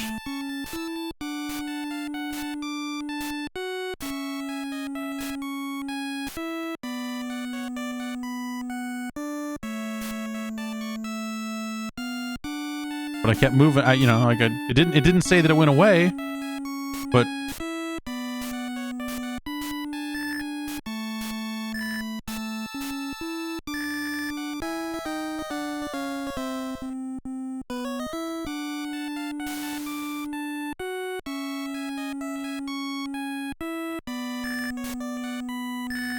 uh-oh.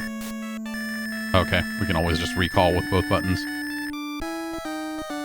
Thought maybe I'd have to cut the line and lose a lure or, some kind of mechanic like that, but it doesn't look like it.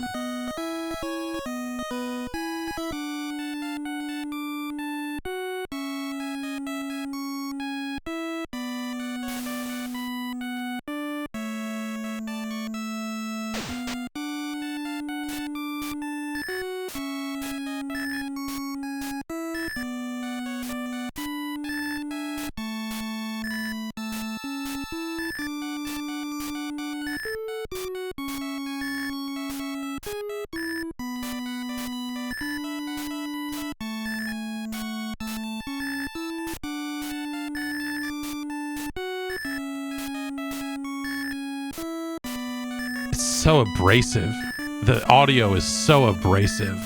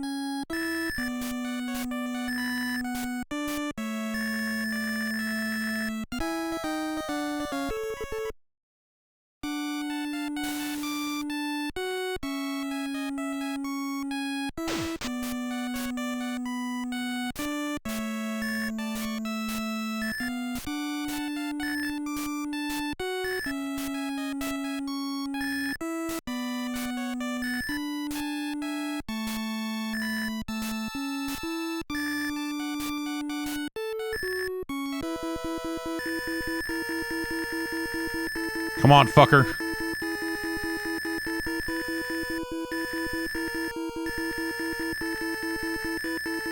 We gotta navigate it around this thing.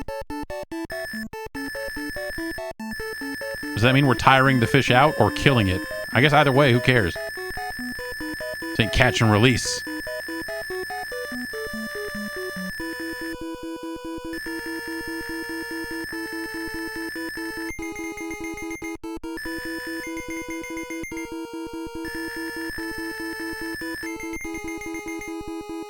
Is the beeping bad? Might be. Seems like it would be.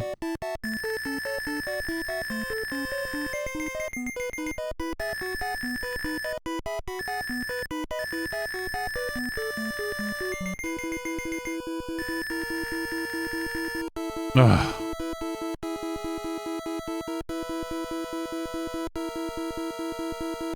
We caught a fish, everybody.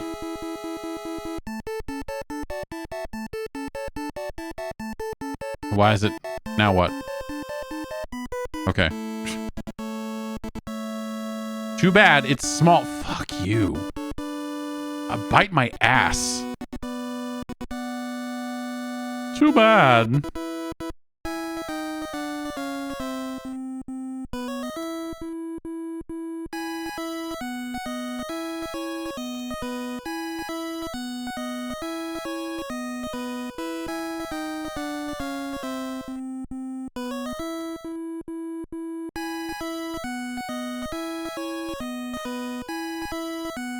Class C, Black Bass 1.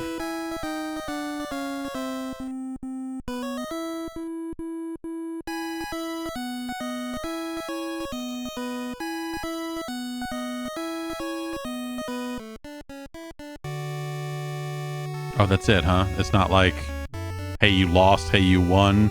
It's just, here's your password.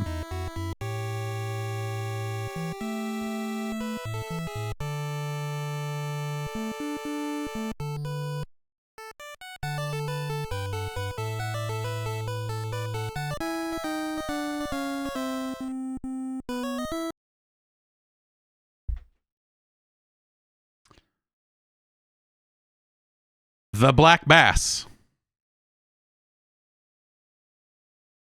Well, we caught a fish.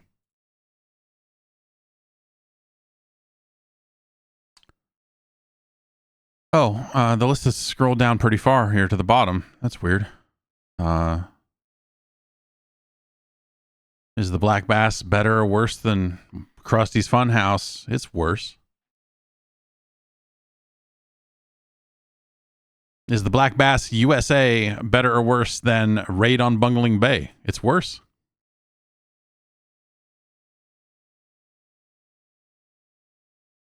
Is the Black Bass USA better or worse than Silver Surfer? It's worse. I would rather play roller games.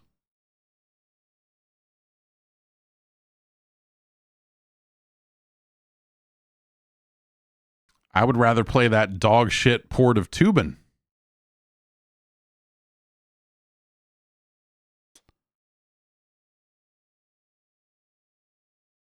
I'd rather play that awful, awful Port of Xenophobe.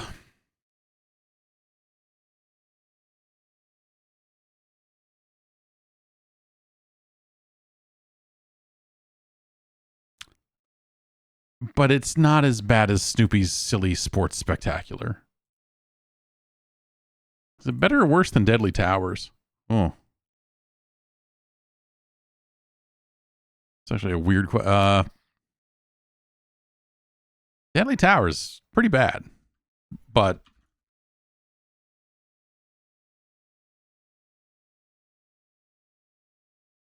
ultimately, the Black Bass USA is our new number 154.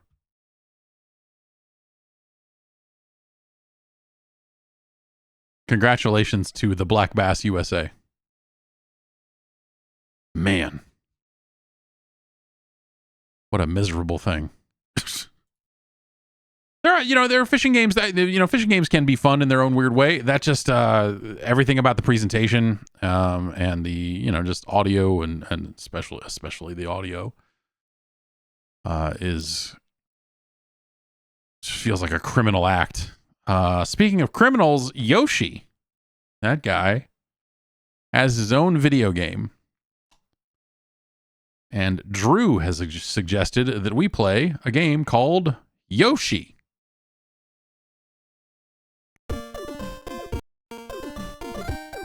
Known as Mario and Yoshi in some parts of the world.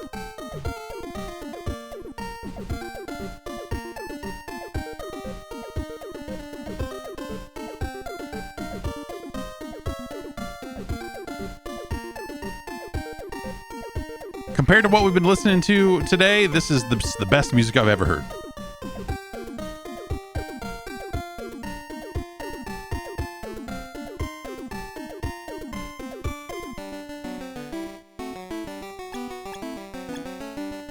Similar options to Tetris.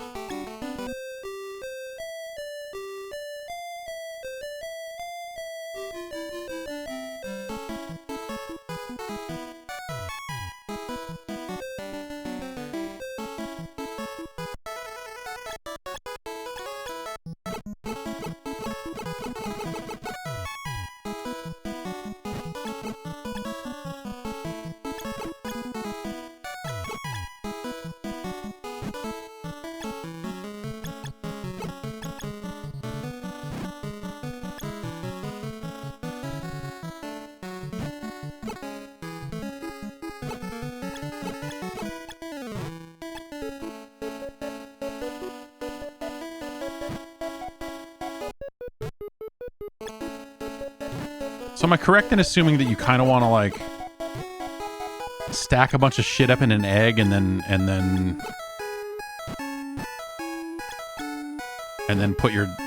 do it like this?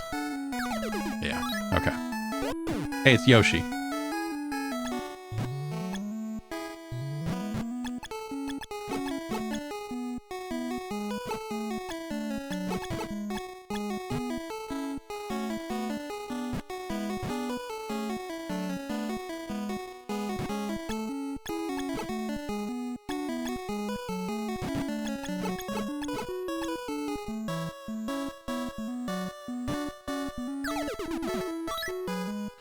Kind of like Kickman, the old arcade game, where you would catch a Pac-Man on your head.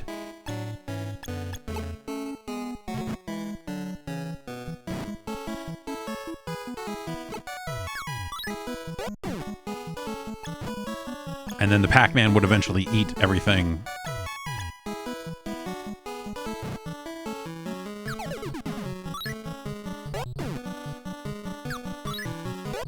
This is,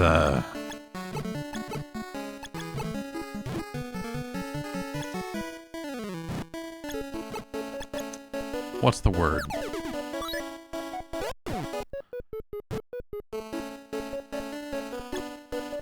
Fucking boring.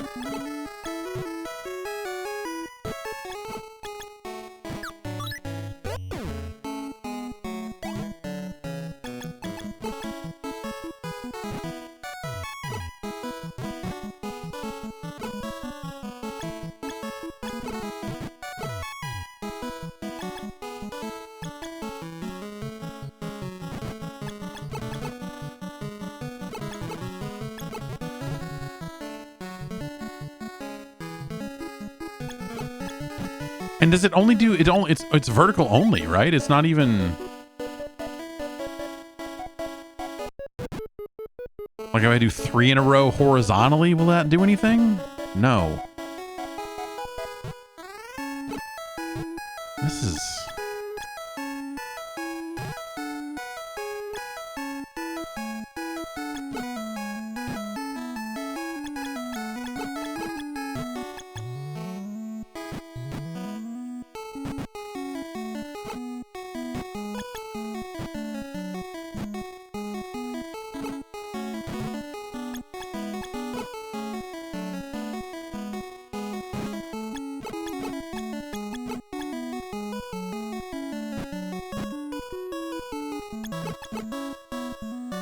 we need some tops to some eggs here, huh?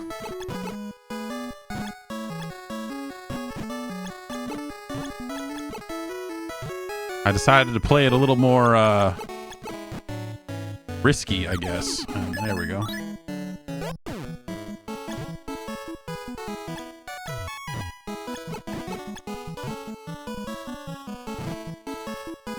Oh, weird. Does that now gonna... Yeah, that's bad.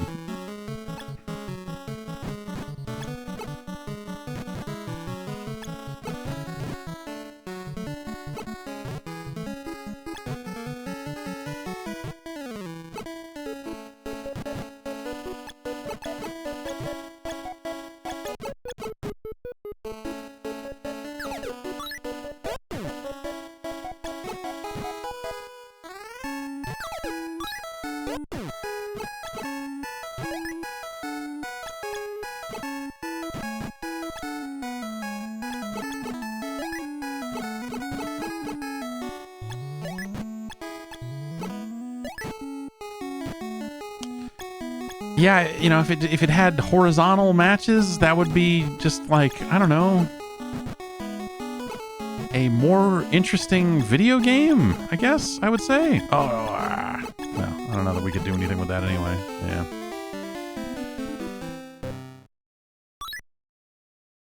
Yeah. Okay. Very good.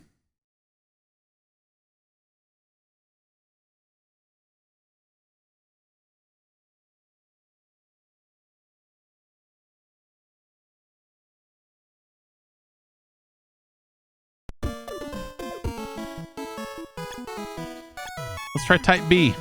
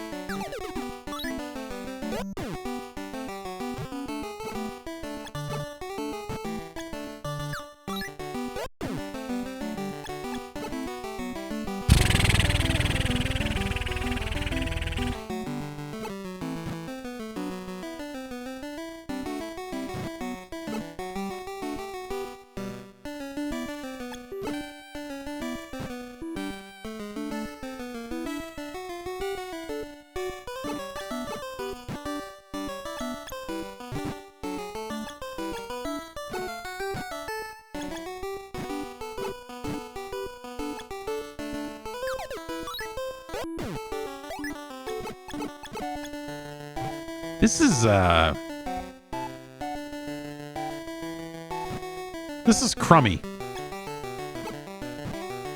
It's, you know, it's not broken. It's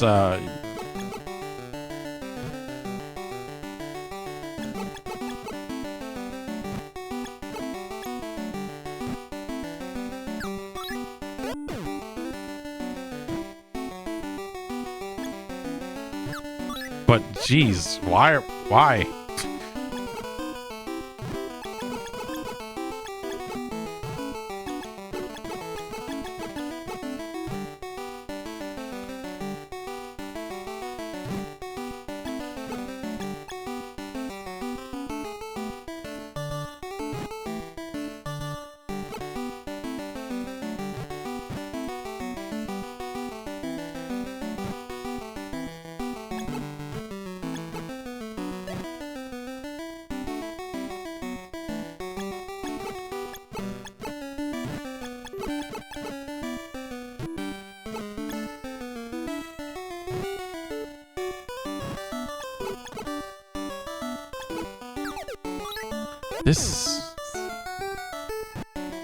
It's like bad columns. Yeah, like columns is probably, which columns I think is not an amazing experience either.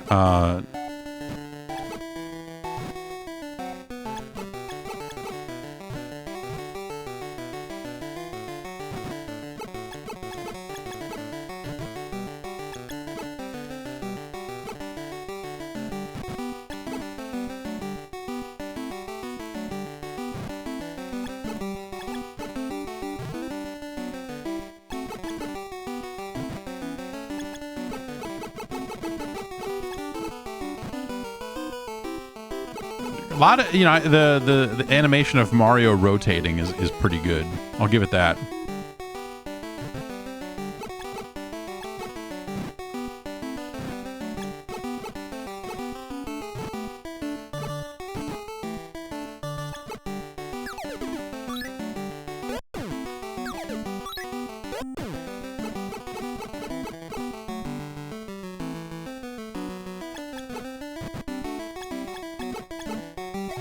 I don't want to do this anymore. This is like, I don't even want to play this enough to lose. Like, I just like...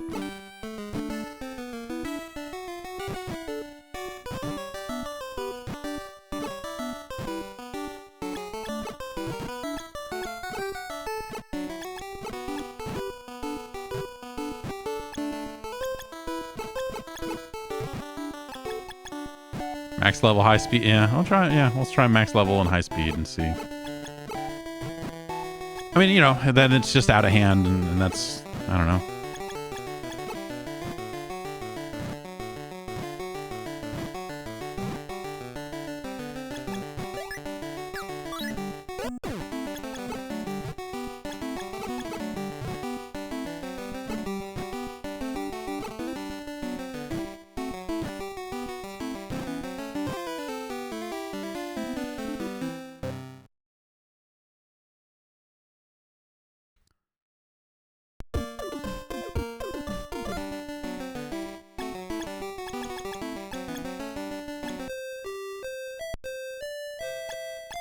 Yep, that's faster, all right. It doesn't make me want to do it anymore. It's not like, ah, yes, now I will have to play it with skill. Like, my problems with this game are just on what the game is and the rules involved, you know?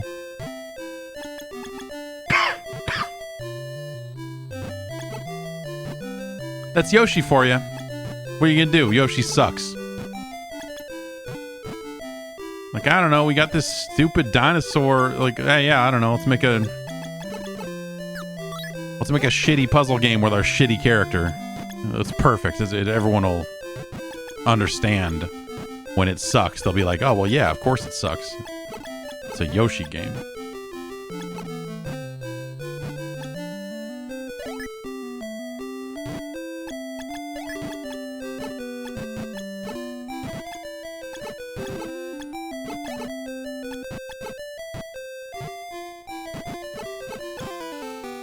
Yep.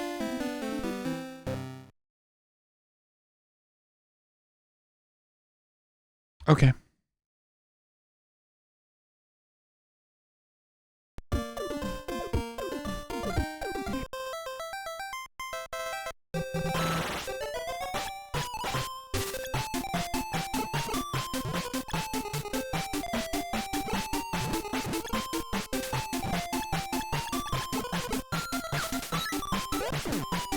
Am I sending junk over to the other player in two-player mode, or is it just we're both playing Yoshi?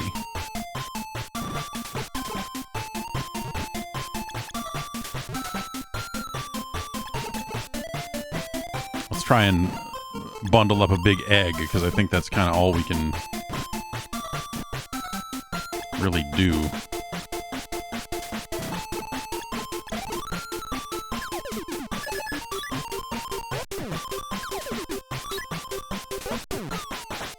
Doesn't seem like it.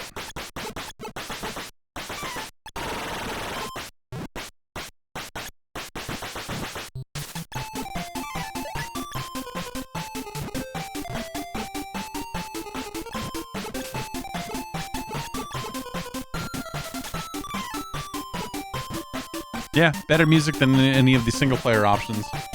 But I don't know. There's the spaces up at the top indicate that there's got to be some other gameplay thing happening in competitive play. I would think, but I don't know that we're gonna figure out what that is right here, right now. Anyway.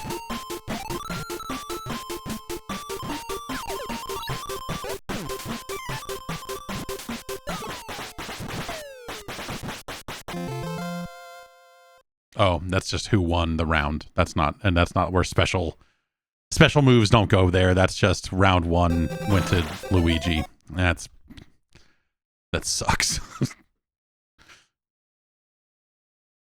Yoshi sucks. And yeah, Yoshi the game sucks as well. Or it's just like a below average puzzle game. You know, you could do a lot worse. You know, it's probably, oh, geez. Is it better or worse than Krusty's Funhouse?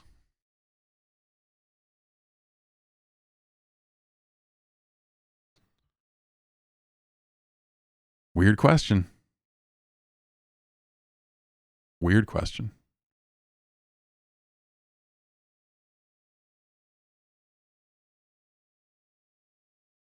Yeah, Yoshi's better than, but Yoshi, scientifically speaking, is Yoshi better than the Karate Kid? Like, no. Is Yoshi better than Marble Madness? No. So, therefore, Yoshi is worse than Krusty's Funhouse by the transitive property.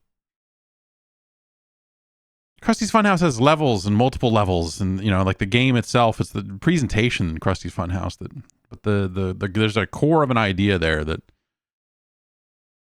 they could have done a lot worse.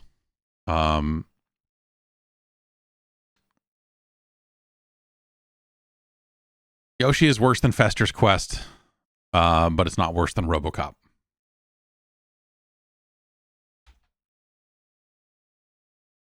That's just how it goes sometimes. Congratulations to Yoshi. Our new number 133.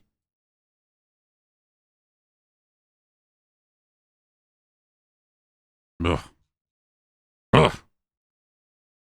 Fandle suggests our next game. If you want to suggest games, you can go to patreon.com/Jeff Gerstmann and sign on up. Join the advisory panel. And there's a post there, and scroll down a little bit for where I'm looking for rankings, and you can submit your choices, much like Fandle did with this game, known as Pinbot. Rare ported a pinball machine to the NES, which is fucking weird.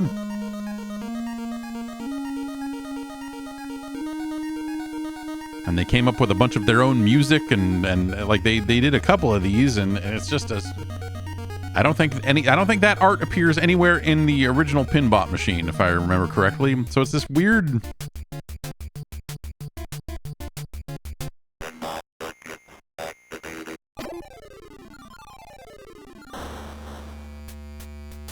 I like the idea of as it scrolls, it keeps the flippers on screen at all time. That's a neat idea. Not sure how well it works, but we're about to find out.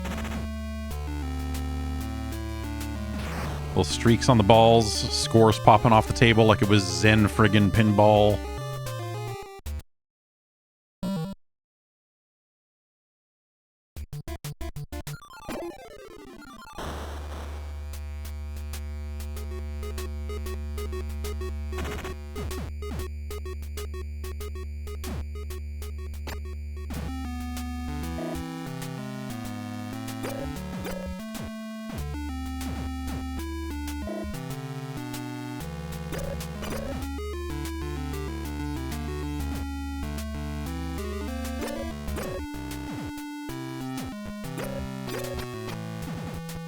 Ball kind of gets a little smaller as it works its way up the table to try to give it some kind of perspective, which is kind of neat.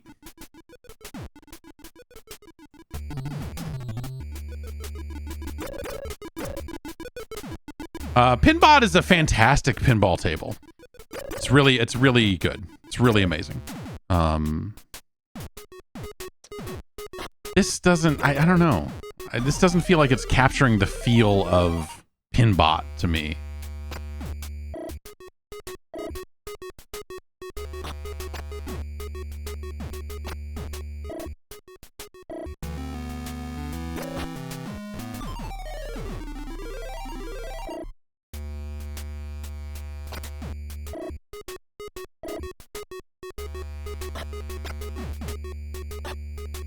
We only need one more. Oh, okay.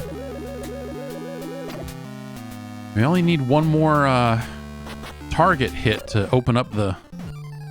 There we go. Alright, now we need to shoot the balls into Pinbot to give him eyes. Or whatever we're doing.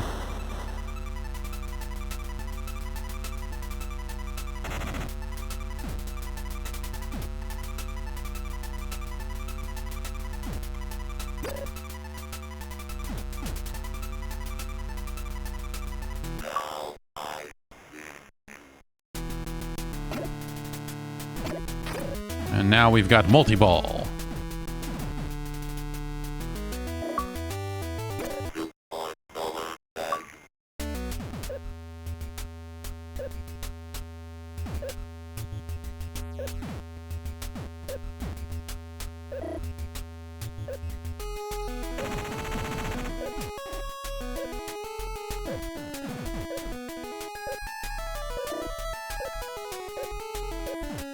The ball off the flippers feels a little weird.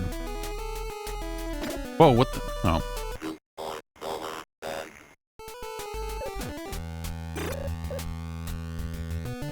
I guess we gotta lock the eyes again, huh? To get the solar value, is it?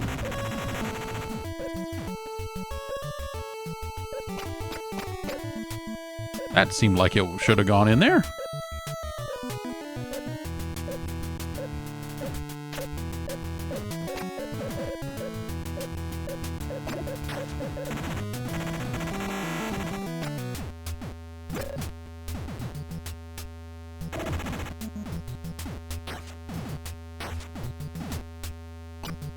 Yeah, physics, you know.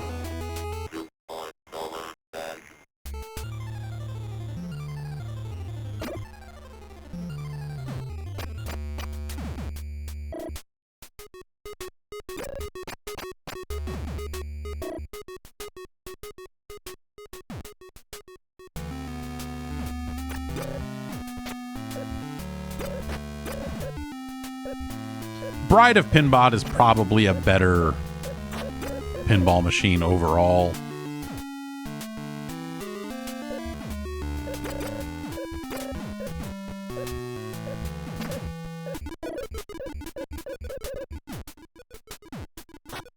I don't know. This is this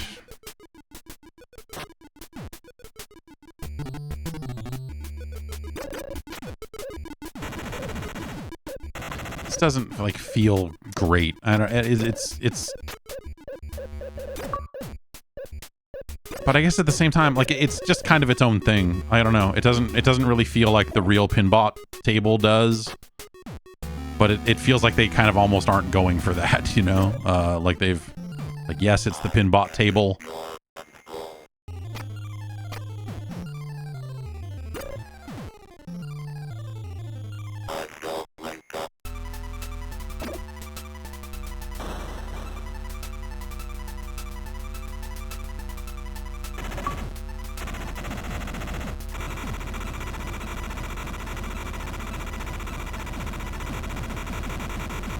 Ah.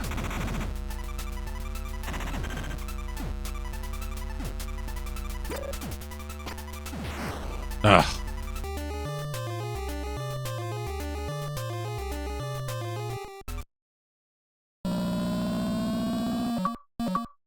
I like the idea, you know, of I love video pinball. Like, I think that's cool.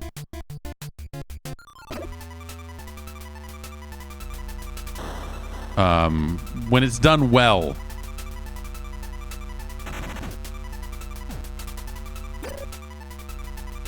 But a lot of the time it's not done well lately. I like stuff like, you know, I like Psycho Pinball, which came out on a... I played it mostly on there was a DOS version that I played quite a lot of. But it came out, I think it came out of the Genesis in like Europe or something. So,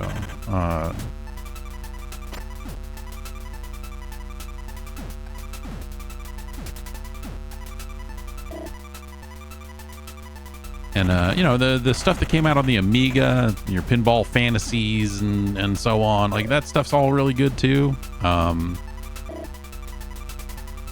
And this is neat. It's just weird because it, you know, I think by virtue of it having a real world comparison, it's hard to separate it from the real thing, you know, and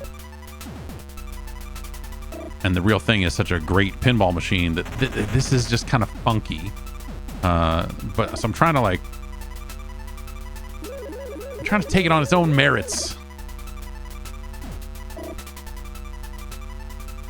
Could we get an Amiga stream someday? I don't know. I feel like I would need someone from like the United Kingdom if I, you know, I'd have to. I don't know.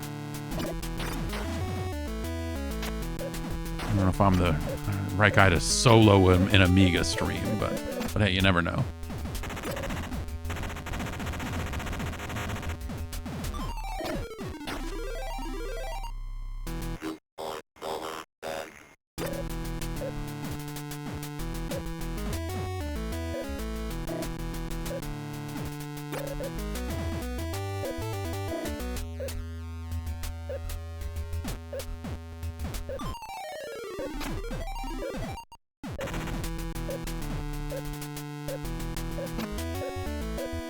Ugh, come on. What are we doing?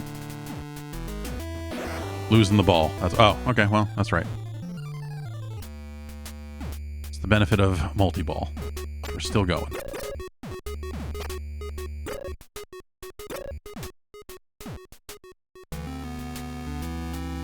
The other thing I'll say is that the background and just the elements of the table are really hard to make out. Like, the color palette is such that just everything is this murky, you know, blue or whatever it is, purple. Yeah, but it's just like all of, like, this stuff just, it just all kind of looks bleh.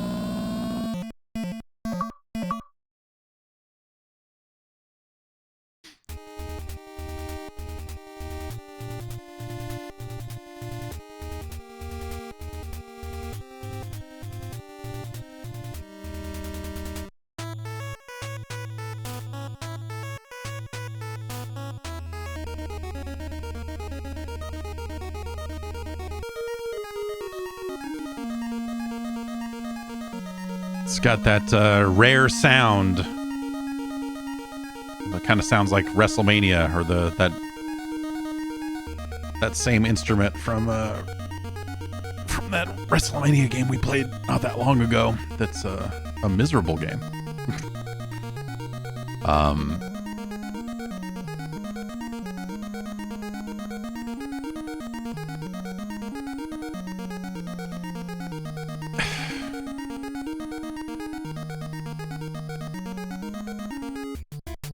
This thing's weird. This is a weird thing, you know, because it's Pinbot, but it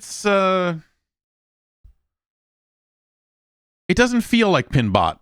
Like, you look at it and you go like, oh hell yeah, Pinbot, but they don't, you know, they sampled some of the audio from the table there for the digitized sound effects, the voice stuff, but also the music sounds its own in a lot of ways.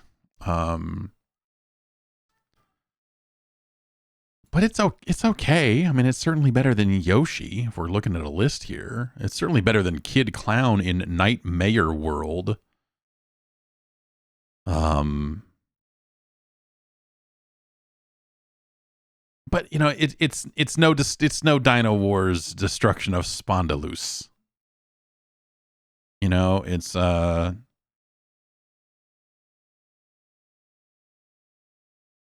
it's no Town and Country Surf Designs Wood and Water Rage.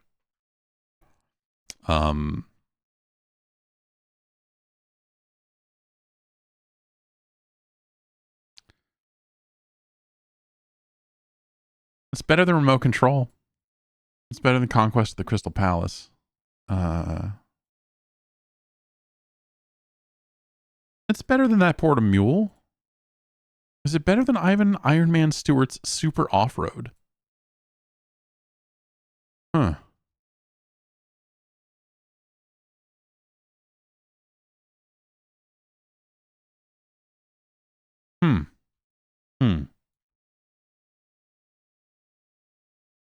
Try that on for size. Yeah. It's our new number 107.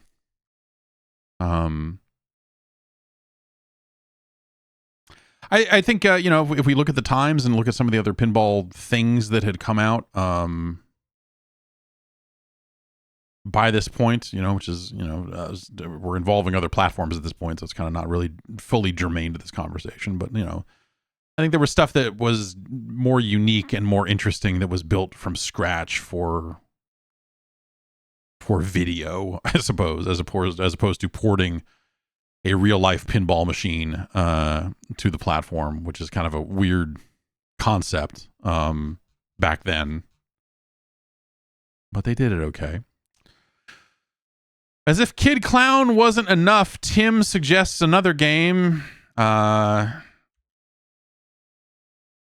has a couple of K's in it, and this one appears to be unlicensed. I don't know anything about this game, but we're going to play Krazy Kreatures.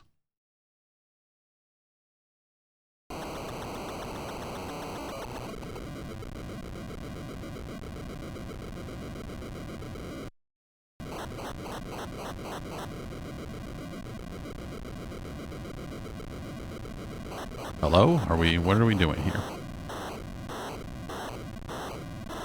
I would take Pinball Jam on the links over that Porta Pinbot, actually, because Elvira is a good table. Come on now. Why isn't this coming in?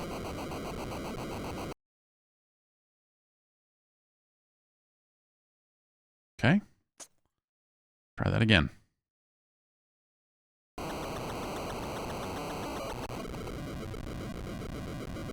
There we go. From your friends at AVE, American Video Entertainment, and Franz Lanzinger comes Krazy Kreatures. Do we want start or do we want stuff? How do I turn down stuff? Good God, it's eating them.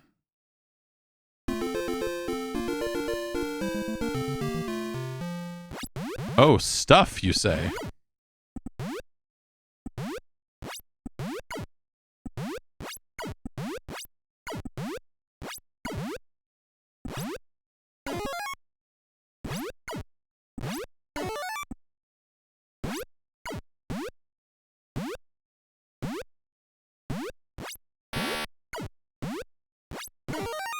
I had to pick it up and put it back down again, even though the color's already matched. That's kind of a...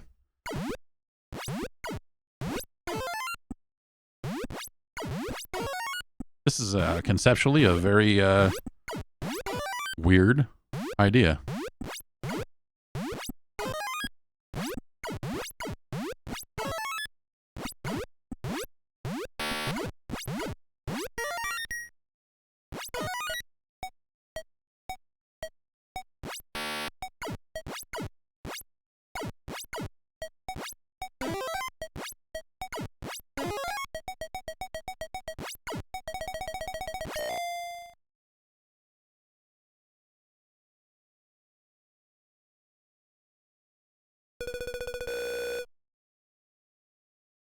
Okay.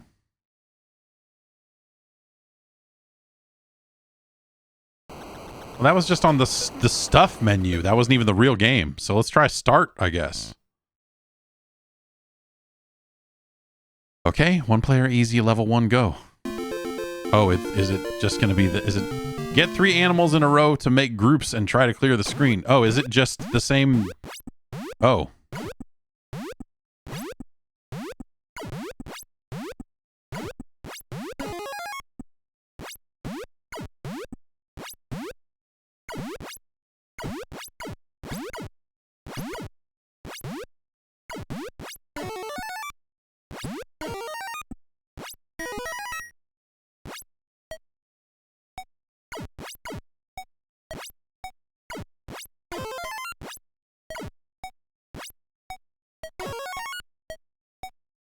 I did it. You can...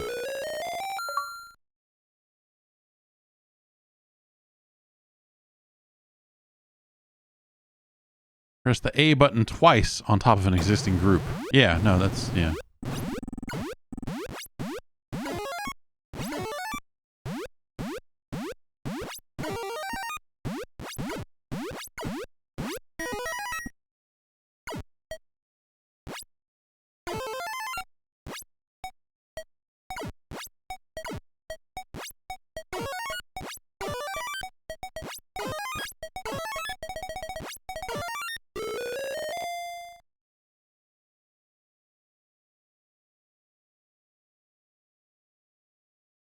No need to panic until the foot starts tapping.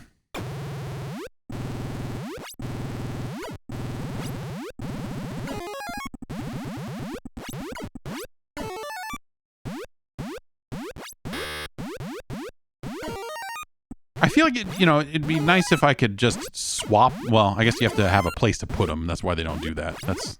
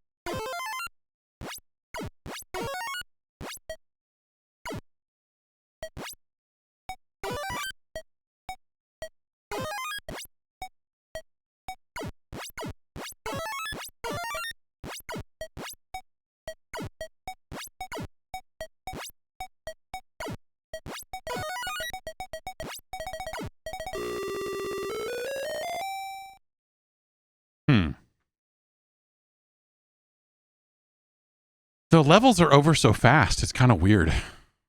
Like, it really just dumps everything on you. I like the animation of everything flying out. It is, you know, that's kind of cool.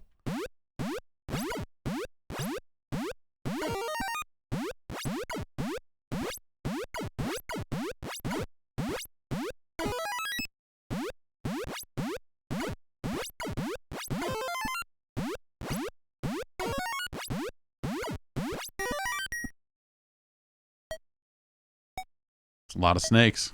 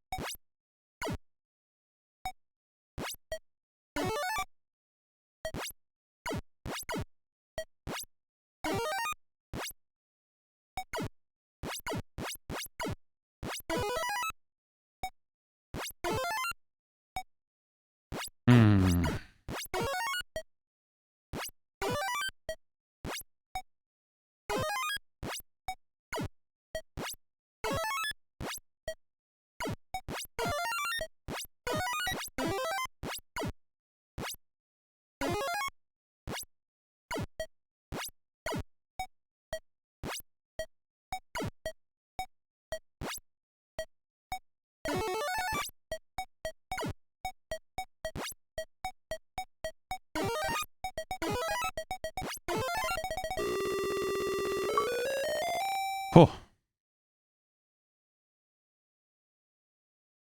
All right. Watch out. You need 4 in a row for things.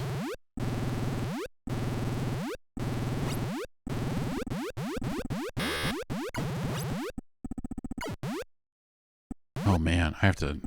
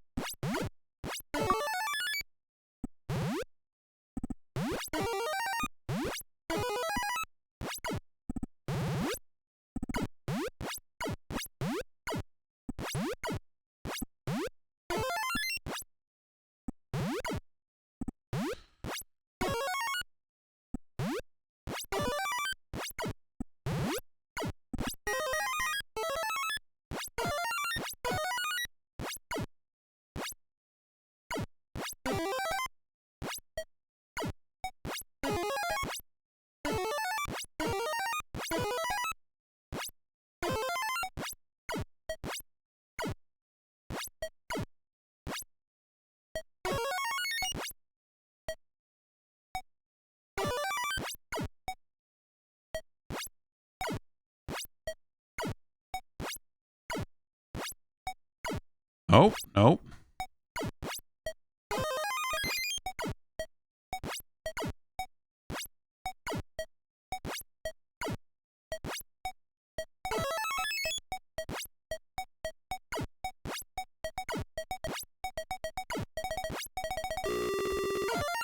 Oh, nice. You can still kind of move while it's counting. This is I don't know. This is a pretty simple concept. And, I don't know. I kind of like its style. Like, it's very basic. It's weird that your cursor has to obey the walls of the level. Like, you...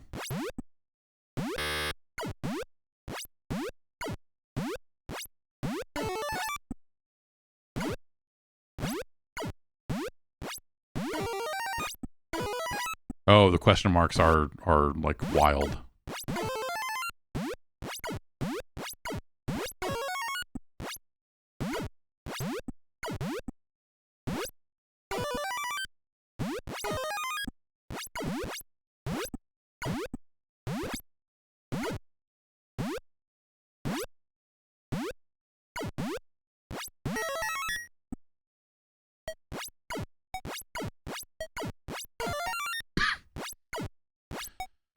Okay.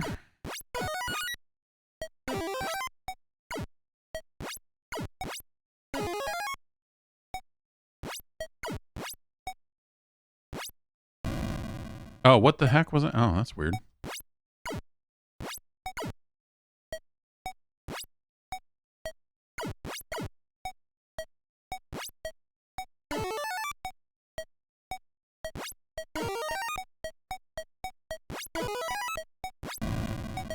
So if I move the question marks, they're less effective than if I just use them naturally. Maybe that's the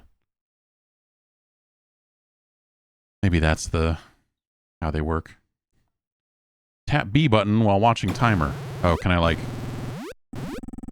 if I'm like done, can I just oh, I can mash the B button to get them out faster too. Gotta say, I don't necessarily like them, the introduction. Oh, you know what? This is kind of interesting because it's things and animals, and things have to match in 4s, and animals can match in 3s.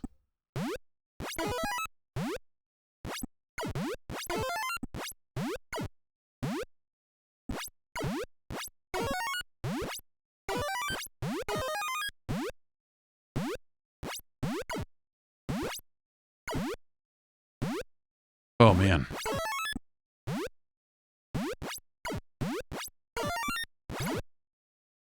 Oh, so that's actually a really hard color thing for me to see. Is the different colored lips, I guess.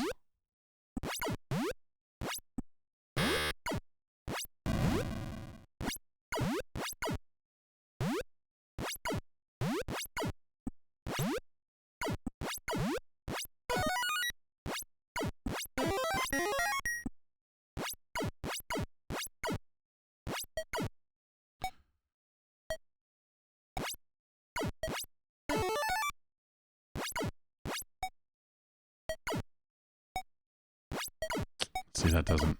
Is that? Yeah, the lips are really hard to see. So yeah, I can mash that B button to lower the timer. Which is kind of cool, I guess.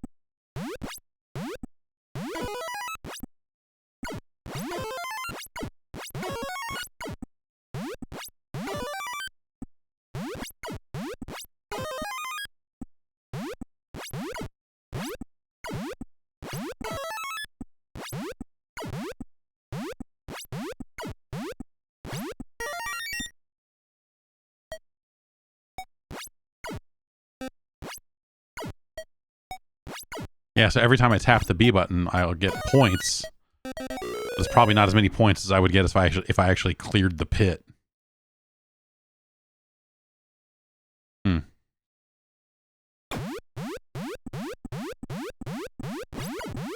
These creatures are too crazy.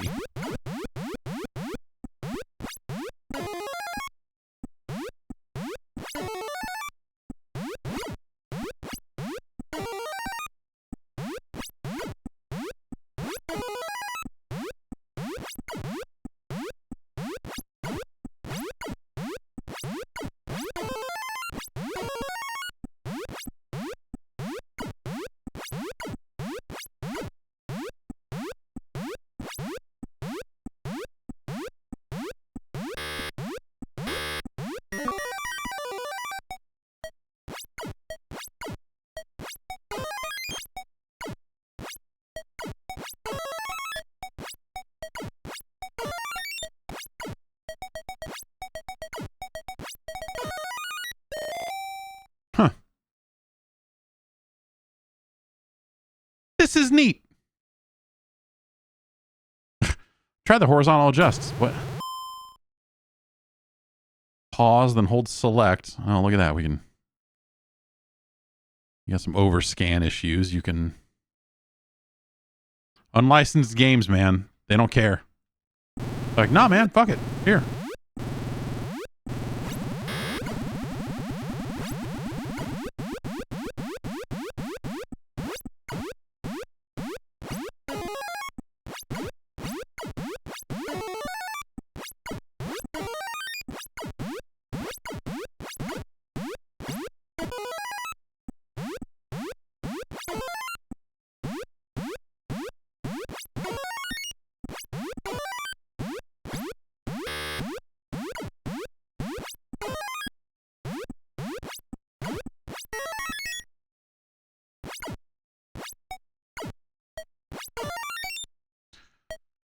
Okay, that there, that there, that there, that there.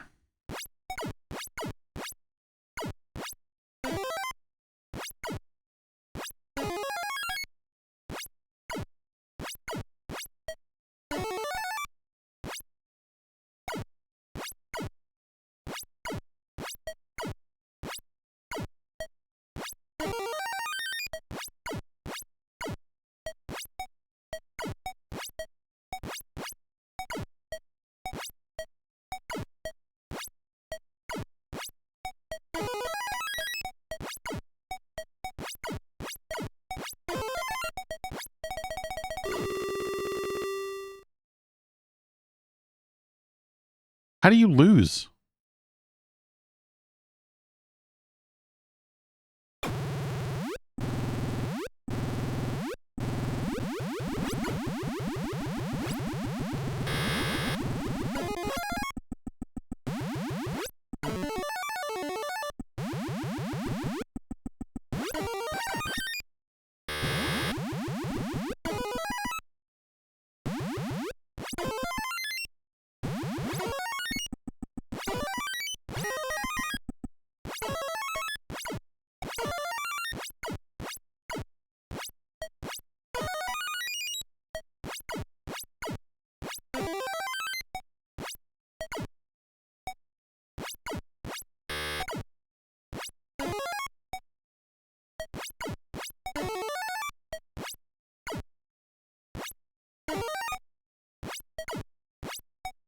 Like, do I just have to match 11 total? Is that the...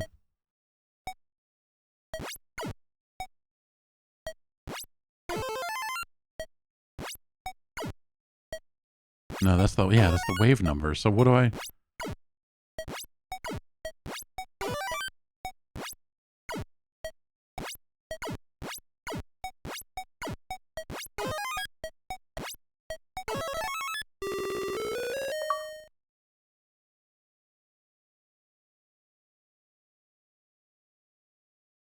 Stay away from those tight and long channels. If you know what's good for you.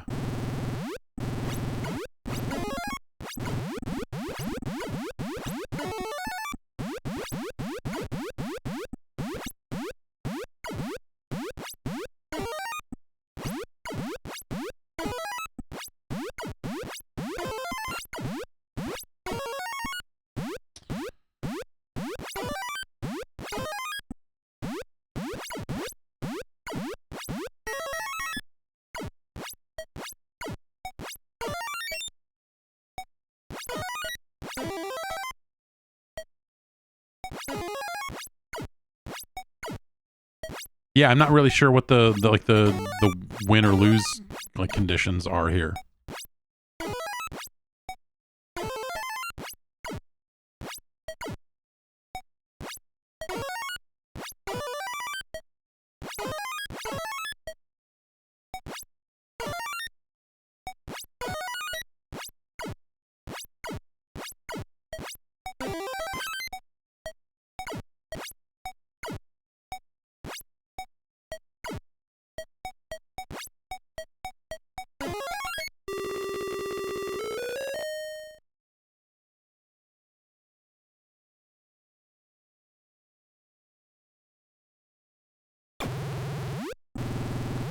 Oh no. Horrendous monsters.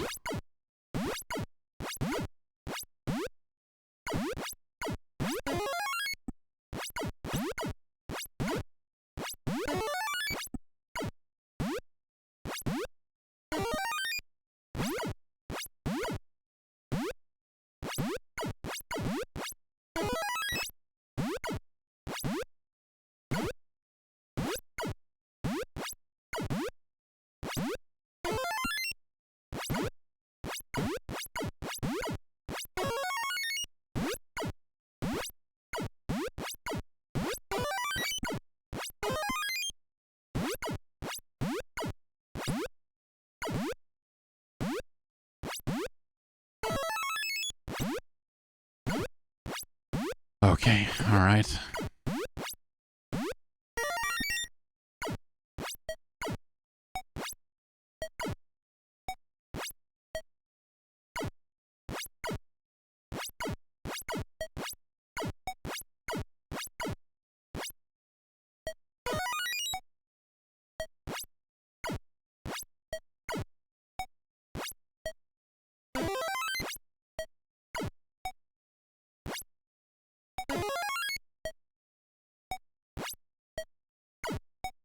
Hmm.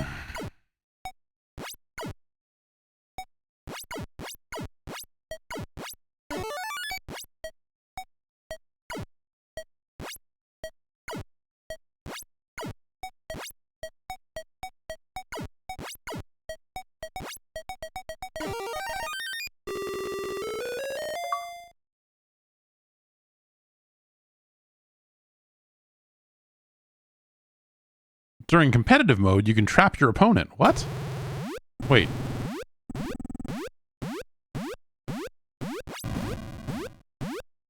All right.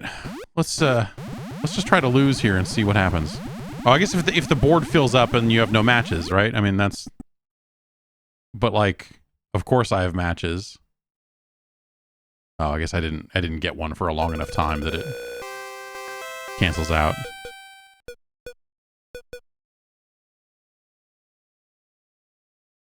Weird.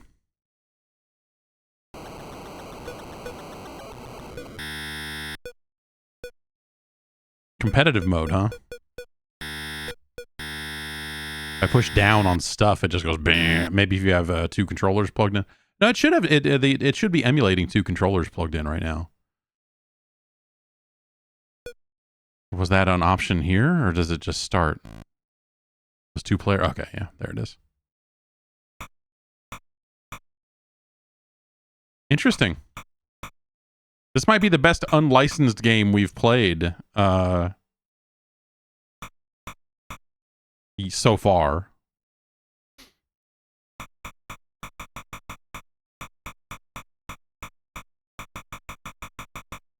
Krazy Kreatures, huh? Who would have thought?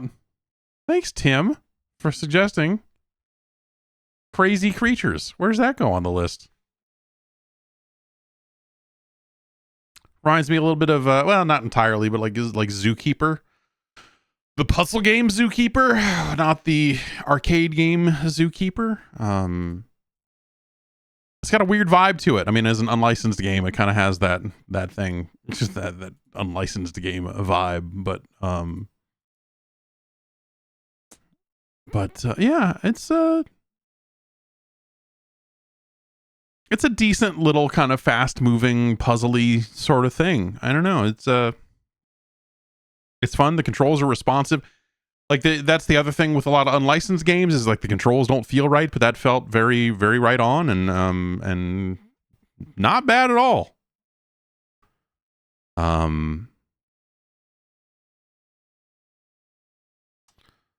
would take it over Jackie Chan's Action Kung Fu and 3D World Runner. That's for sure. But it's no slalom.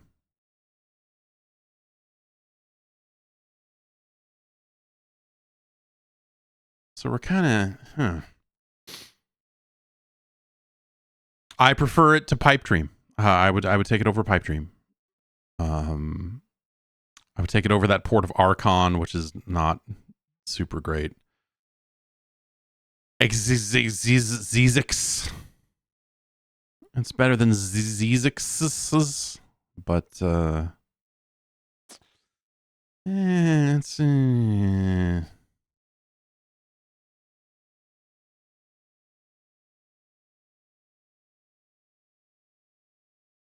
let's see here.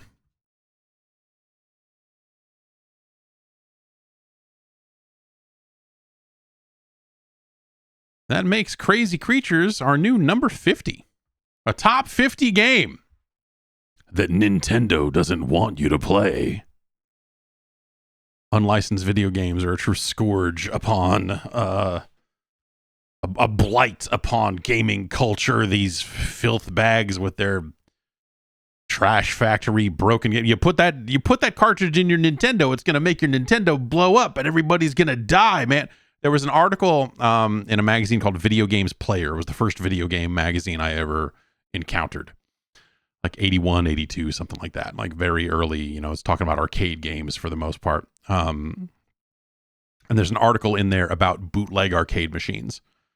Like how you'd have like New Puck 1 and all these other like bootleg Pac-Man machines and whatever. And the writer of the article, before they get into the meat of the article about bootleg games, writes this like fake little detective story, this hard-boiled thing, and it's like one of those Kong gorilla machines blew up and took 3 of my best players with it last week. It's like this weird, like you trying to claim that these bootleg arcade games are so dangerous they're going to actually literally explode. Like, it's a very strange, very strange, very strange article. So yeah, top 50 for Krazy Kreatures. That's pretty great. Top 10 remains unchanged this episode.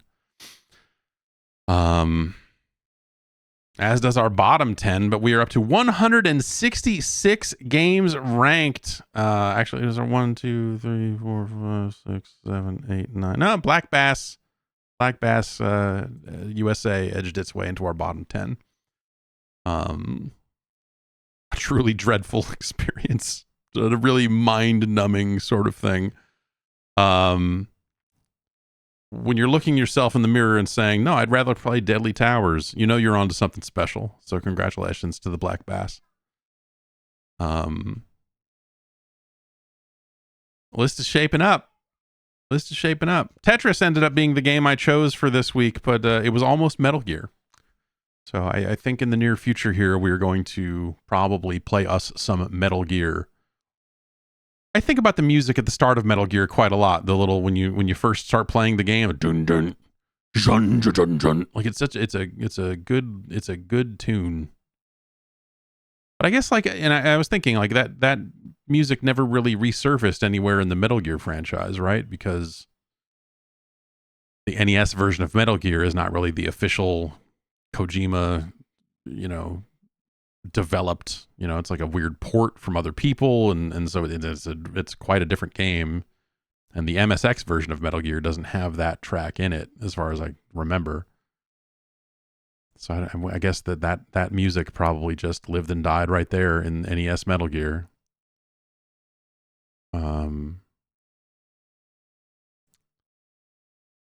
Snake's Revenge, yeah, we will have to eventually play that disaster of a product. Oh my gosh. Oh man. NES Metal Gear I think it's probably a fantastic game. Every time I've gone back to it over the years, though, you kind of get bogged down in walking in and out of the trucks and looking for key cards and swapping to different key cards so you can open the doors and all that others. It's like that. Some of that stuff is a little tedious, if I remember correctly, but it's been a pretty long time since I played it. I remember as a kid getting that game and really obsessing over it, and you get that remote control missile and you're guiding it through these areas, and it's just like the coolest fucking thing. You're like, yeah, fucking I'm remote controlling this missile through this crazy maze. It was just a neat fucking thing, man. So yeah, I'm looking forward to giving that another look. Because it's been a little bit, but ultimately not that long, I guess, compared to some of these other games. So yeah, we'll be back next week. If you want to suggest games for the list, head on over to Patreon, patreon.com/Jeff Gerstmann. You can join the advisory panel if you want to suggest games, or if you just want to get on the Discord, there's lower tiers for that, and you can watch the live Q&A that Glenn and I did last night for Game Boys to Men. That's up there right now. You go check that out. The most recent Hall of Fame went up, I believe that was last week. And I got an interesting YouTube comment on that from one of the people who was out there modding Street Fighter 2 IBM, where she broke down this long list of what really happened. And it sounds like that maybe that Street Fighter 2 IBM perhaps was a direct precursor to Mugen, which I didn't necessarily think was the case, but it sounds like that what she is saying is that it directly led to the development of another thing that directly led to the development of Mugen, which is fucking fascinating. So yeah, if you go dig that video out of the Patreon and click through to YouTube, you can see that comment if you want. And let's see. Yes, and in other news, I'll be back next week with the podcast. Until then, take care of yourself and have a good one.